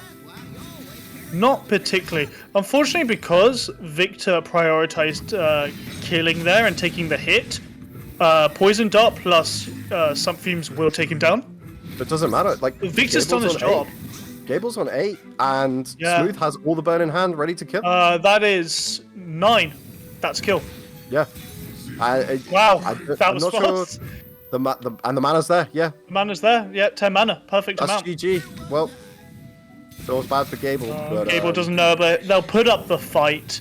Yeah. Not Hey. playing the Noxian Diplomacy. Why not? Okay, doing the more reliable get excited. Yeah. Yeah, sure. I was expecting to sacrifice the Victor in some glorious, like yeah, dying but- with the flames behind, but that's not going to happen. No, because there's counterplay to that, right? Yeah, there is. And- You could yeah, drop yeah. like 3 spells on top of it. And Definitely. that's going to do it. So, our Zorn representative, the people's champion, as it were, of those from the Undercity, is going to be Smooth Swallow-ist, which, well, fair play, managed to just burn him out. And that's what I was talking about, right? That reach, that burn that can just go straight to the face. Not a single spell targeted one of Gable's creatures there, I think, in that match. No removal used. All Gotta face. say, Smooth was really lucky pulling the bonus keywords that they did. Yes. Getting Spell Shield and then Tough is nuts. But Decent amount that's of what you get RNG for rolling there. the dice. Sometimes it goes well, sometimes it goes poorly. 100%. Yeah, well, but honestly, though, Victor did a little bit of work, but I don't Yeah. think it did loads. Like, there was still a lot of damage that just went through, and then still had how much burn was that? So there was two get excited, You get excited one after locked in shock. for an aftershock, and a decimate in hand. That's Yeah. that's got to be nearly 20, right? What? So 9, and then 12. That's 16 still. 16. Used Car Salesman was dropped on 3, There's I 18. believe. That's Yeah, yeah. 18. And yeah, probably a get excited that we missed at the very start. Yeah. Okay, so let's take a look at how the bracket's shaping up, what we're looking at for these finals, where it's going to end up. So, Grego managed to take it through for the Piltover, guys. So that we did get the rematch between Grego and Himmelsglucker, and once again, Grego managed to get the better of them. So, commiserations over to Himmels, but Grego clearly the superior Piltover council member. We'll call them for that matchup. And of course, as we just saw, Smooth knocking out Gable. Commiserations over to Gable. Put up a hard fight. Was pretty close, but yeah, Smooth just going up top for all that damage. So, what do we think? Grego, Smooth, Piltover, Zorn. Oh, I think Grego is running the Shadow Isles variant, correct? Of the Yes, with Heimerdinger deck. Ledros and Atrocity and Piercing Darkness. Piercing Darkness Yes. is the card that we're So we're I worried think about there, Piercing right? Darkness can just carry Grego in at least a game. Because It if you is can stop the kind of Victor enormous. deck's burn early by draining 5 from the Victor itself, it's nuts. Because one thing to notice, we said how great Victor having 4 HP was. Because he doesn't die to Zornite burn. Yeah. But Does definitely die to Shadow He definitely Isles, dies to man. piercing darkness and can't Noxian further himself to deny the Ah. drain. Yeah, that's true. That's true. Yeah, won't finish that off and cancel the spell. Okay.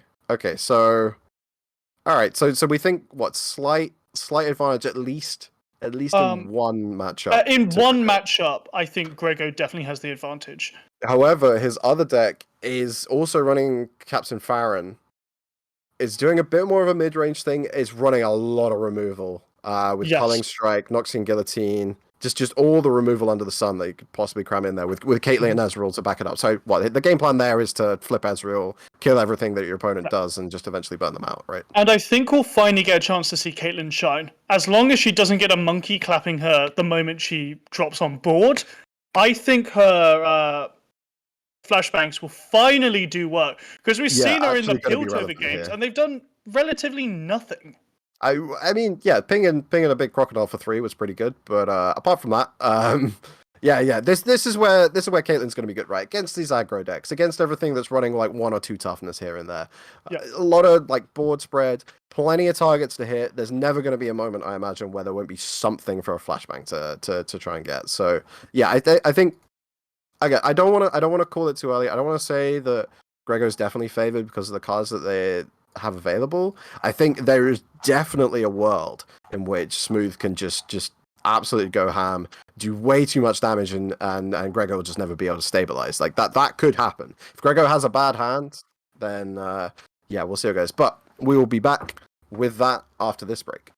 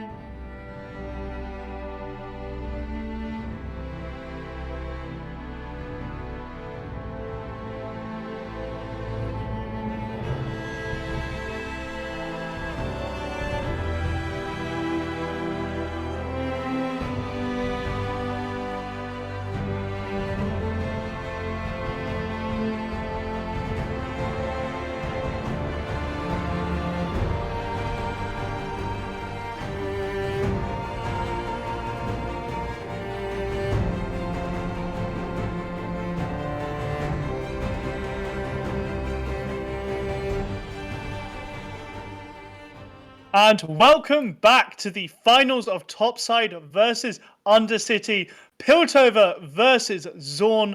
But it's not just region bragging rights that you get, as we haven't talked about the prizes yet.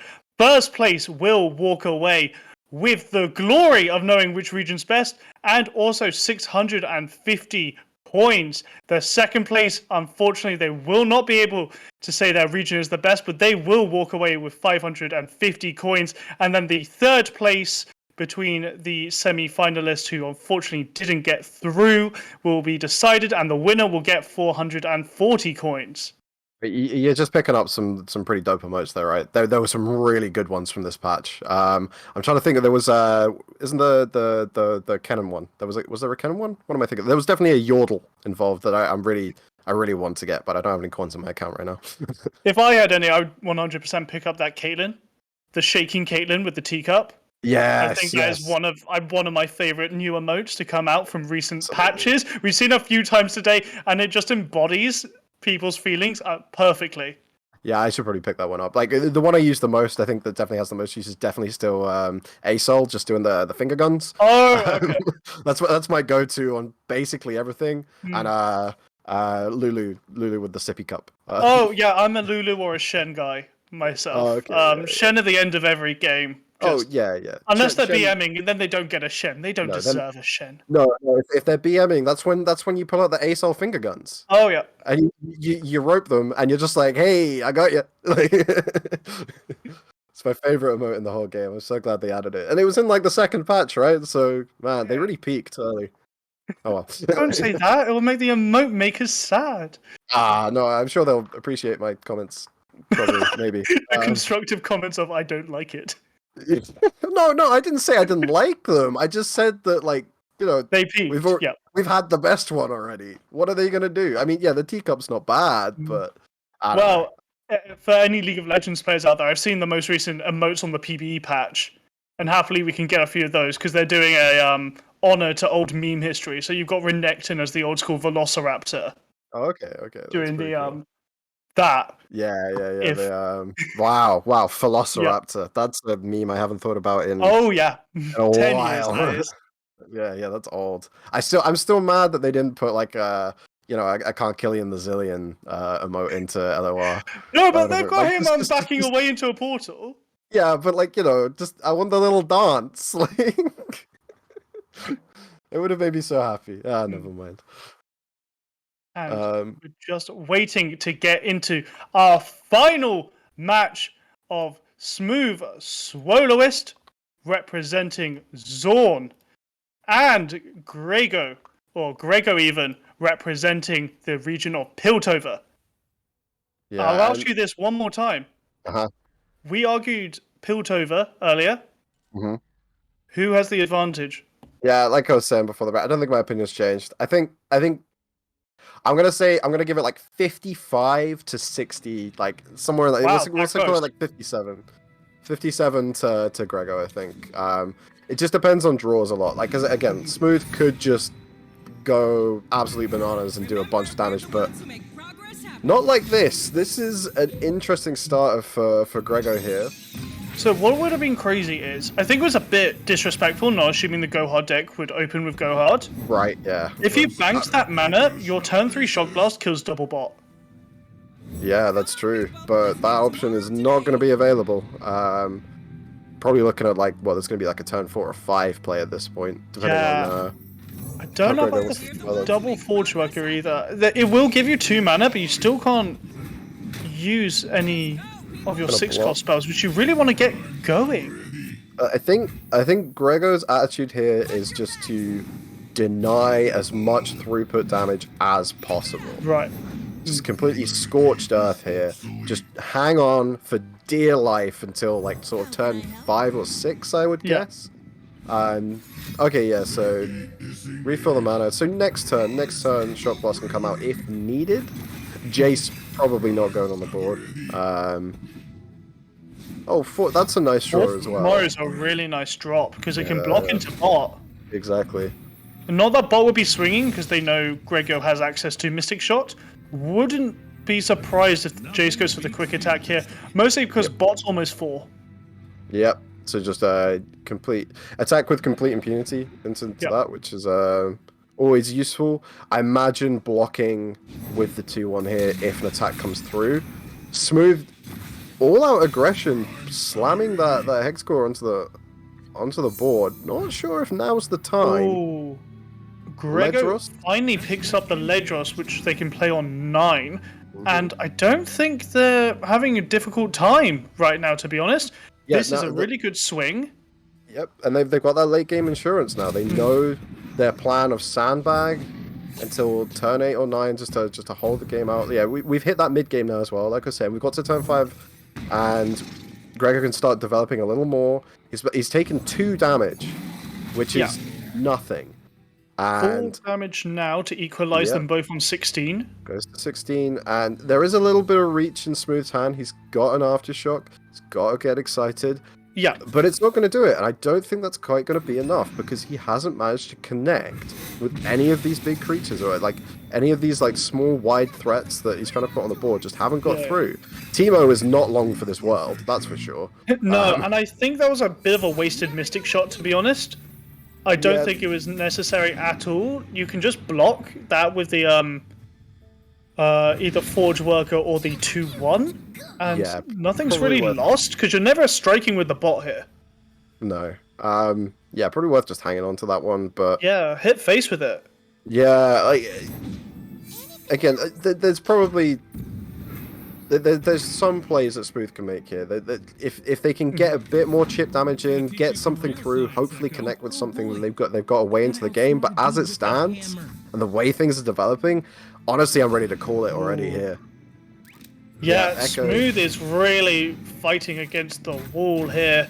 And Gregor with the double Ledros, you don't really like to pull double Ledros, but they're not going to be like, oh, God, I have to deal with this. Okay, the Elude Travelers, I think, will actually hit the not the Echo, the disguised Yordles there, the shady characters. Yeah, it gets rid of the shady character. Echo's still in hand. But there's that trump card we were talking about as well, with the Piercing Darkness for Gregor in hand. So, yeah. Nothing to worry about here. Clears the board up, doesn't care that Smooth has 7 mana open, because there's just so many answers in hand. Blockers, removal, and as long as Gregor makes it to turn 9, he feels good. Yeah, and this is really scary here for Smooth, because Feline doesn't block here, effectively. You can't trade 1 for 1. No, nothing. There's no. So I'm wondering if Sump Works is going to come out onto the Forge Worker. Gonna time tricks to see what's on top of the. Just dig for an answer. Anything, I guess. Finds another time trick. Okay. Sump Fumes, I'm guessing, is going onto Forge Worker as it does 3 damage because they created a card this turn. Clear that one out, but end of this turn. Gregor on 16, Smooth on 13, and Gregor with a board presence and a heal Smooth, 5. Yeah, and Smooth just not doing much here. I don't see a way back into the game here now. I think it's too late. It's turn 8. Nothing good's happening. Oh, the double chase. Yikes. You can actually pull off a double shock blast here and deal 9 to Nexus. The mana's there. No, it's not. That's a lie. I'm 11. Bad at maths, 11, apparently. 11. That's 11. That's not 12. So that you can cheat. There's a really good way to check because they have a card in hand that spends all their mana. You didn't have to bring that up. Yeah. Jace likely to use to refill the board and attack quite well. Doesn't fall down to the Hexite Crystal either. Nope. But Pack Your Bags is huge here. Ooh, I mean, it's not bad. Wait, hang on. How much burn? Yeah, I mean, if Grego drops Ledros here and then tries to attack, which actually, I think... No. We don't have a cheap blocker for Ledros because he's fearsome. Yeah. So cuts the, but Pack Your Bags. Ledros can still die here. Ledros isn't going to connect. It's still really tough for Smooth to win this game because of the amount of shot blasts that are available. Yeah, Ledros is absolutely dead here though. Yeah, Hexite definitely. Crystal pretty relevant. So that's 8. 6 damage burn in hand for smooth. Yeah, so At the moment, doesn't have anything that Yeah. effective. doesn't have a follow-up. Puts more Hexite Crystals into the deck. Has Echo potentially to time trick to dig for it. There's a world here that It's another go hard. mm, And this is the issue with running go hard. yeah. Is that sometimes you really don't want to draw it, but you have so many copies in your deck. You really need a Hexite Crystal there. Some fumes can't hit face, can it? No, it can't. It's unit based only. That's just okay. Well, so what's the play? I feel like Piercing Darkness might be relevant here. Might be a good thing to throw down for Grego. Clearly tanking a lot. Goes for Aloof Travelers. That's gonna get the aftershock. Trying to toss damage right there. Yeah. Okay, cool. All right. Just some insurance. Paying the dues, as it were. Gotta make sure that you're safe. From, I wouldn't the be reach. surprised if Grego just drops Ladros next turn. Yeah, it just goes again. Because right? there's no fearsome blockers at the moment, even with bot's spell that he creates. It's So not Ledros puts Smooth to 4. Grego has just all these attackers. Even Ledros die. Yeah, that's gonna be GG, right? Hell, wait up! Oh. Can you improve perfection? Well, there's another get excited. I think Rory's disappeared again. So, unfortunately for Smooth, that's 1 damage shy of the dub there, which it can't feel good. We got 6 damage from the get excited, 1 from the ignition, but not quite enough to get there. Now for Grego, taking his time. Wants to make sure he makes the right move here. Has Atrocity in hand as some insurance. Going for the Shock Blast to the face. Okay, so clear out a blocker. Has the Challenger to pull the cat over and then can just swing for face for 6 damage to finish it off. Potentially, I think is the plan here. Not going to work out, I imagine. Go Hard probably going to be cleaning up that little bot there, just to make sure. Jace flipping, very relevant though. 5 damage. Does he have another Shock Blast in hand? He does have another Shock Blast, which can't play this turn. Can't play anything this turn apart from the Archivist, but Happy to do whatever's needed. the Apprentice, sorry. But yeah, it's still Smooth in a tough spot. I think if you're Smooth, you have to sandbag and you have to go all in for face. That's the only play that Smooth has here is take the block, go to 2, burn for 6, 7 even, and then you're just hoping. Oh, that. I feel like needed to put in the Hexcore. That Hexcore Foundry probably wanted to go into the graveyard, drawing 3 cards. Drawing 4. I get it, but The moment Smooth Swallowyst passes, they're gone. yeah. The only way I can see them, that's not it. The only way I could see them doing well is by maybe discarding using the Zornite Urchin. Yeah, I mean, I don't think you have enough cards to discard then for even the double get excited plus a burn spell, so. yeah, no, they wouldn't. Oh, wait, no, they used Go Hard already, so yeah, you go Zorn, discard a Go Hard, Ooh. hope to find something. And that was a very close game. I mean, yeah, that was a nice edge, and this is what we're talking about, that reach, that burn, getting there nearly so close, but Grego taking that first game, so far, Piltover on top, and As you Smooth. predicted. Smooth's got a bit of work. Wow, but it was close, right? It was very 57%. close. I said 57% for the margins, and I think I'm going to stick to it. I think we get 3 games here. I think we get 3 games. I'm hoping for 3 games. I really want to see how Teemo fares into Piltover. Badly. As I'm going to say Pil- badly. Yeah, My very initial badly, reaction is but badly. Shrooms might be good. Maybe it depends. Does Smooth want to just run it back with that deck though? I think there's an argument to be made because that Shadow Isles deck list is what Yeah. we said was going to be the hardest to beat, and point proven. Gregor's won with the Smooth the Shadow Isles deck, Yes. but he was on 1 life at the end of it. After draining about 10 as well. Yeah, exactly. So I don't know. Is Caitlyn Ezreal? Oh yeah, is Caitlyn going to shine? I think that's the big question here, right? And currently no, because there isn't one in hand. So that was actually a really cool play that not many people know. You can play Zornite Urchin without discarding. Yeah, just for free, right? You Just can, get but you have to put her out onto the board and click play Yes, instead of selecting a card to discard.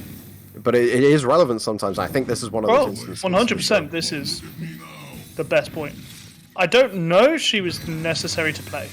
Is my only question there. Did you need a 2-1 on board? I think Smooth knows that he just needs to get in again. It's going to be the same kind of deal. If it was going to be that close last game, it's probably going to be close this game, and just needs to put as much damage into Gregor's face as possible. Because Gregor's going to start doing things like, casting Tri-Beam, which is going to be a big problem if you're Smooth. So getting as much done now is very important, I think. Yeah, and I think Tri-Beam is one of the only counters to... I think Smooth Swallowist's deck runs Farron. Yes, it does. Yeah. That's one of the only ways you can deal with the Farron. Or double pinging it with the guillotine, right? I suppose, but you can't do that in one action. No, that's true. So yeah, probably going to be banking up one of those Tri-Beams pretty high. Mm-hmm. That said, though, I don't hate just getting 1 to 3 and taking out one of these bots. Definitely. Bot's going to end up being very annoying to deal with. Obviously, probably not blocking here. Oh, Ravenous Flock is a huge draw as well. Yeah. And Smooth Swallowist should be really scared about these flash bombs. One of them's already pinged, well, 2 of them's already pinged Yeah, this is... the bots. And if these get going, you can chain that Noxian Guillotine. Yeah, absolutely. I think this is as close to a flying start as Gregor's deck is going to see. It's like, obviously it was still kind of slow, but it's done a lot, and yet his early. Yep. Well, like I said, just taking out one of these bots. Still mix the unit. Yeah, still gets the unit, gets the 3 damage in. Okay. We got a little bit of Akshan in our game, it seems, as the Warlord's Palace gets put down. But my god, Smooth Swallowist has a lot of damage in hand. That's, I count 9. Hell of a lot of burn. And this is what I was saying. Smooth just knows that he needs to just get in and get the job done quickly before the game starts running away from him, which it's not unlikely to do. Okay, gets rid of a Decimate. Oh, throws the Decimate. That's huge. Yeah, that's good news for Grego. Probably. Oh, but finds. Okay, so we're gonna. I like putting it on the 4-3 because Yeah, they're aware that Flock exists, basically. Oh yeah. But also, so does Gotcha. So, haha.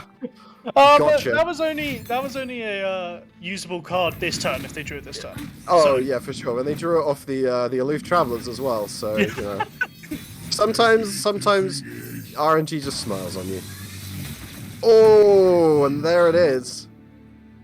And that's what we were talking about. That's what you were saying, right? Were the flash bombs going to be relevant? And extremely is the answer. Why would you play Ezreal here? Why wouldn't you just open attack for 8? That's really weird to me. Yeah, no, okay, I hadn't. I was so hyped up on the flash bomb doing work that I didn't realize that. Yeah, because you know that they're going to have a blocker. Like, do you really need that Mystic Shot? So you trade 8 damage for a Mystic Shot. Yeah, that seems medium at best. And that puts with Boom Crew Rookie, if Boom Crew Rookie gets through next turn, this is very dangerous territory unlikely. for Grego. Yeah, I mean, there's a Get Excited in hand, a Jinx, a Boom Crew Rookie. oh my god, wait, this actually hits. Because that's 2 Wow. damage, and you can't stop it from. You can't stop Oh. the spell going off once it Yeah, if attacks. it just open attacks, if like, it just goes straight in. Yeah, and you can time trick to find burn. Yeah. Yeah, this might be 1-1. Yeah, and as we were saying, was Caitlyn going to be relevant enough? Were they going to stand up to it? The game was really close last turn in a deck that had a lot of lifesteal and a lot of removal. It is far less close now that we're in a game with a little less controlling, trying to be a bit more mid-range, and it stumbled a little here. Flash bombs do nothing except for level the Caitlyn. Which is kind of irrelevant at this point. Yeah. I mean, it's always nice to see the animation. Oh, Aftershock. But yeah, there's Headspace, Aftershock, and that's it. Get GG. excited, will detonate a bomb. I'm quite surprised that Mystic Shot's not just going into Nexus, to be honest.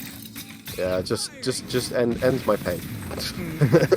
As Smooth Swallowist There it is. takes that win.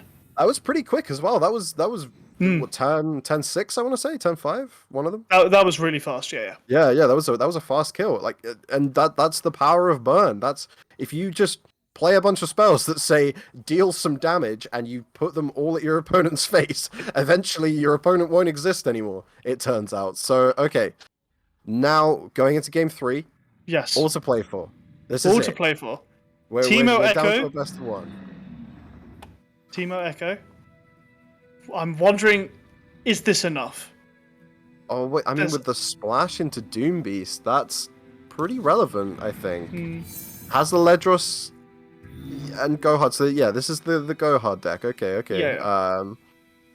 I still think, yeah, I think actually, again, if Smooth has a lightning fast start, Oh, gets that's the such a engine good ready. opener. That's a really good opener for Smooth. yeah, and that's kind of huge.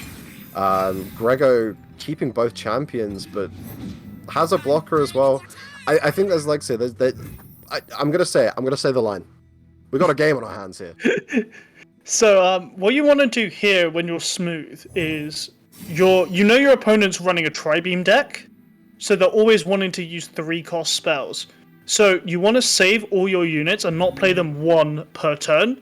You want to save up your units and then play them all in one turn, Yeah. so that your just- opponent can't target them all with 3-mana spells. Yeah, and just try and sandbag them as much as possible so that they're not as efficient as your as they want to be, I suppose. But well, luckily for Smooth, there is no Tri-Beam in hand for Grego, which can't feel good. Yeah, really rough, and maybe that's the entire key to the deck just gone. Ladros will get thrown away by Aloof, which is a massive slowdown to Smooth's plans, as there's no Well- counter to this Caitlyn. I mean, really though, Ledros is just kind of insurance, right? It's That's what- luxury, yeah. Yeah. You've got a Doom Beast, you've got 2 Gohards in hand as well. And yeah, sure, Grego has a lot of answers here, but it's going to be tough for him to make any proactive moves, I think, unless something turns around. So what I would really like to see here is just using... yes, that's what I want to see. Is Yeah. using the Static Shock to hit both units and then crowing the Puffcat Peddler. Because they I have think- no draw. So the only way of winning at the moment is spamming spells created by Gohard and Ballistic Bot. Yeah, just put wipe the shrooms. board up. Yeah, like I was saying, yeah, because Grego, I think, realizes playing proactively is going to be difficult. Has to play that reaction game and has to play it quickly, or they're eventually just going to get completely snowed under by a lot of different units coming out from Smooth that have a lot of utility. So managing not to fall into that trap right now. I'm not surprised at the Caitlyn Open here. 3 damage and more flash bombs Get to the flash bombs face. into the deck. That's a relevant thing to happen, especially with Mystic Shot in hand and the Ballistic Bolt on the board. What do we think next though? Aloof Travelers? Just passes? I don't hate that. I think you pass. Oh no! If they drop Echo, obviously Yeah. you clear him away. Get off Echo Because off he's the board. draw, right? Yeah, exactly, and that's really going to start driving things forward for Smooth. I think you can get some Forge Workers on the board here, to be honest. I don't hate having 2/3/3s on board here. Yeah, it's just an excellent blocker against Ballistic Bot. Wait for the flash bombs to come through. then chain your Noxian Guillotine, because every time you use that, it adds an extra point to your Tri-Beam. Yeah. And then you can go big when your Tri-Beam is 8. Yeah. What will be interesting is how long does Grego decide to hold this aloof for? Because I don't hate. Maybe just they're holding on. waiting for pack your bags. Or maybe they just. Yeah, I mean, pack your bags is one potential wait for, but I think it's fine because Grego is probably quite worried about Ledros, right? That's a big threat that's going to be incredibly difficult to deal with, if not impossible. So just holding it till turn 8 seems fine. In fact, even turn 9, because Grego will have the attack token, will have that first move to be able to get it out of Smooth's hand before it can be played, which is the ultimate feels bad, honestly, for Smooth, but very smart play from Grego if that's the plan here. I would actually play it next turn because you want to open on 9 because Caleb is likely to have leveled up now that Hex Core Foundry is in play. Well, I mean, also kind of ignoring the fact here, I suppose, for myself, that open attack could just be lethal, depending on what Grego develops here. Probably unlikely, because Doom Beast is definitely going to come down, swap the health over, so Smooth will be on 14 then. But I don't really see a downside to playing aloof here. I'm just trying to think it through. Leveling the Ezreal is not Grego's turn, so won't be able to generate a Mystic Shot immediately. No, but still put it on the board. You feel pretty safe. Your opponent only has 2 cards in hand, and you've got a bunch of threats on the board, so... Tri-Beam coming down. We'll see how much damage it does in a second. Oh no! It's 5 damage. It creates a detain. Yeah. That's feels bad, but okay, so kill. The open is kill. The open's kill. Yeah, open attack is kill here still. That's fine. And that is GG to Grego. Piltover is the champion of the Twin Cities as they go in for their final strikes. We don't see the Caitlyn level up, we only see that once this tournament. Now, Ezreal is a shining example for the city. Congratulations, Grego. Yeah, congrats over to Grego. Commiserations to Smooth. As again, full 3 games, real hard fight. The first game as well, so close, getting Grego down to 1 life. And there's my camera. Yeah, really close. So gotta hold his head up high. That was a good showing from Zorn for sure. But definitely just goes to show that Ezreal, boy genius, boy wonder. Gonna bring it home. I'm sad that it wasn't the Donger that brought it home, as I was, sort of talking him up quite a lot. I thought he was gonna be the one to do it, but yeah, sure. I'll concede that Ezreal might be a good card, maybe. Piltover and Zorn has quite a good amount of burn. Absolutely, is what we've learned today. yeah, that was crazy. I remember because I played the Draven Ezreal, the fake Tri-Beam deck. Was it Ruben Zoo? I think it was Ruben. It's Zoo, likely Ruben. Right? He likes his fake ones. I played fake Vandal Tree Yordles before as well. Yeah. So it was. I remember just thinking when I was playing the deck, I was like, this is just crazy. My opponent's on 12, and the same with Pyro Aggro a few seasons back, right? You could just go, you'd get a couple attacks in, get they didn't block a couple of your 3-2s or 3-1s or whatever, and you're like, cool, GG. That's the game. It's just absurd. But yeah, once again, congrats over to the Piltover side, over to Grego. Very well played. Masterful execution. We'll take a look at what how we got there, what it actually looked like. We'll speak about the opponent. Yeah, so beating out Himmelsglücker on the way up with the rematch as well after being at the top of the the Swiss. And then over on the Zorn side, obviously we saw Smooth take out Gable for the chance at glory and stumbling just at the last hurdle, unfortunately. Yep, and news on our 3rd place, 4th place match. Himmel!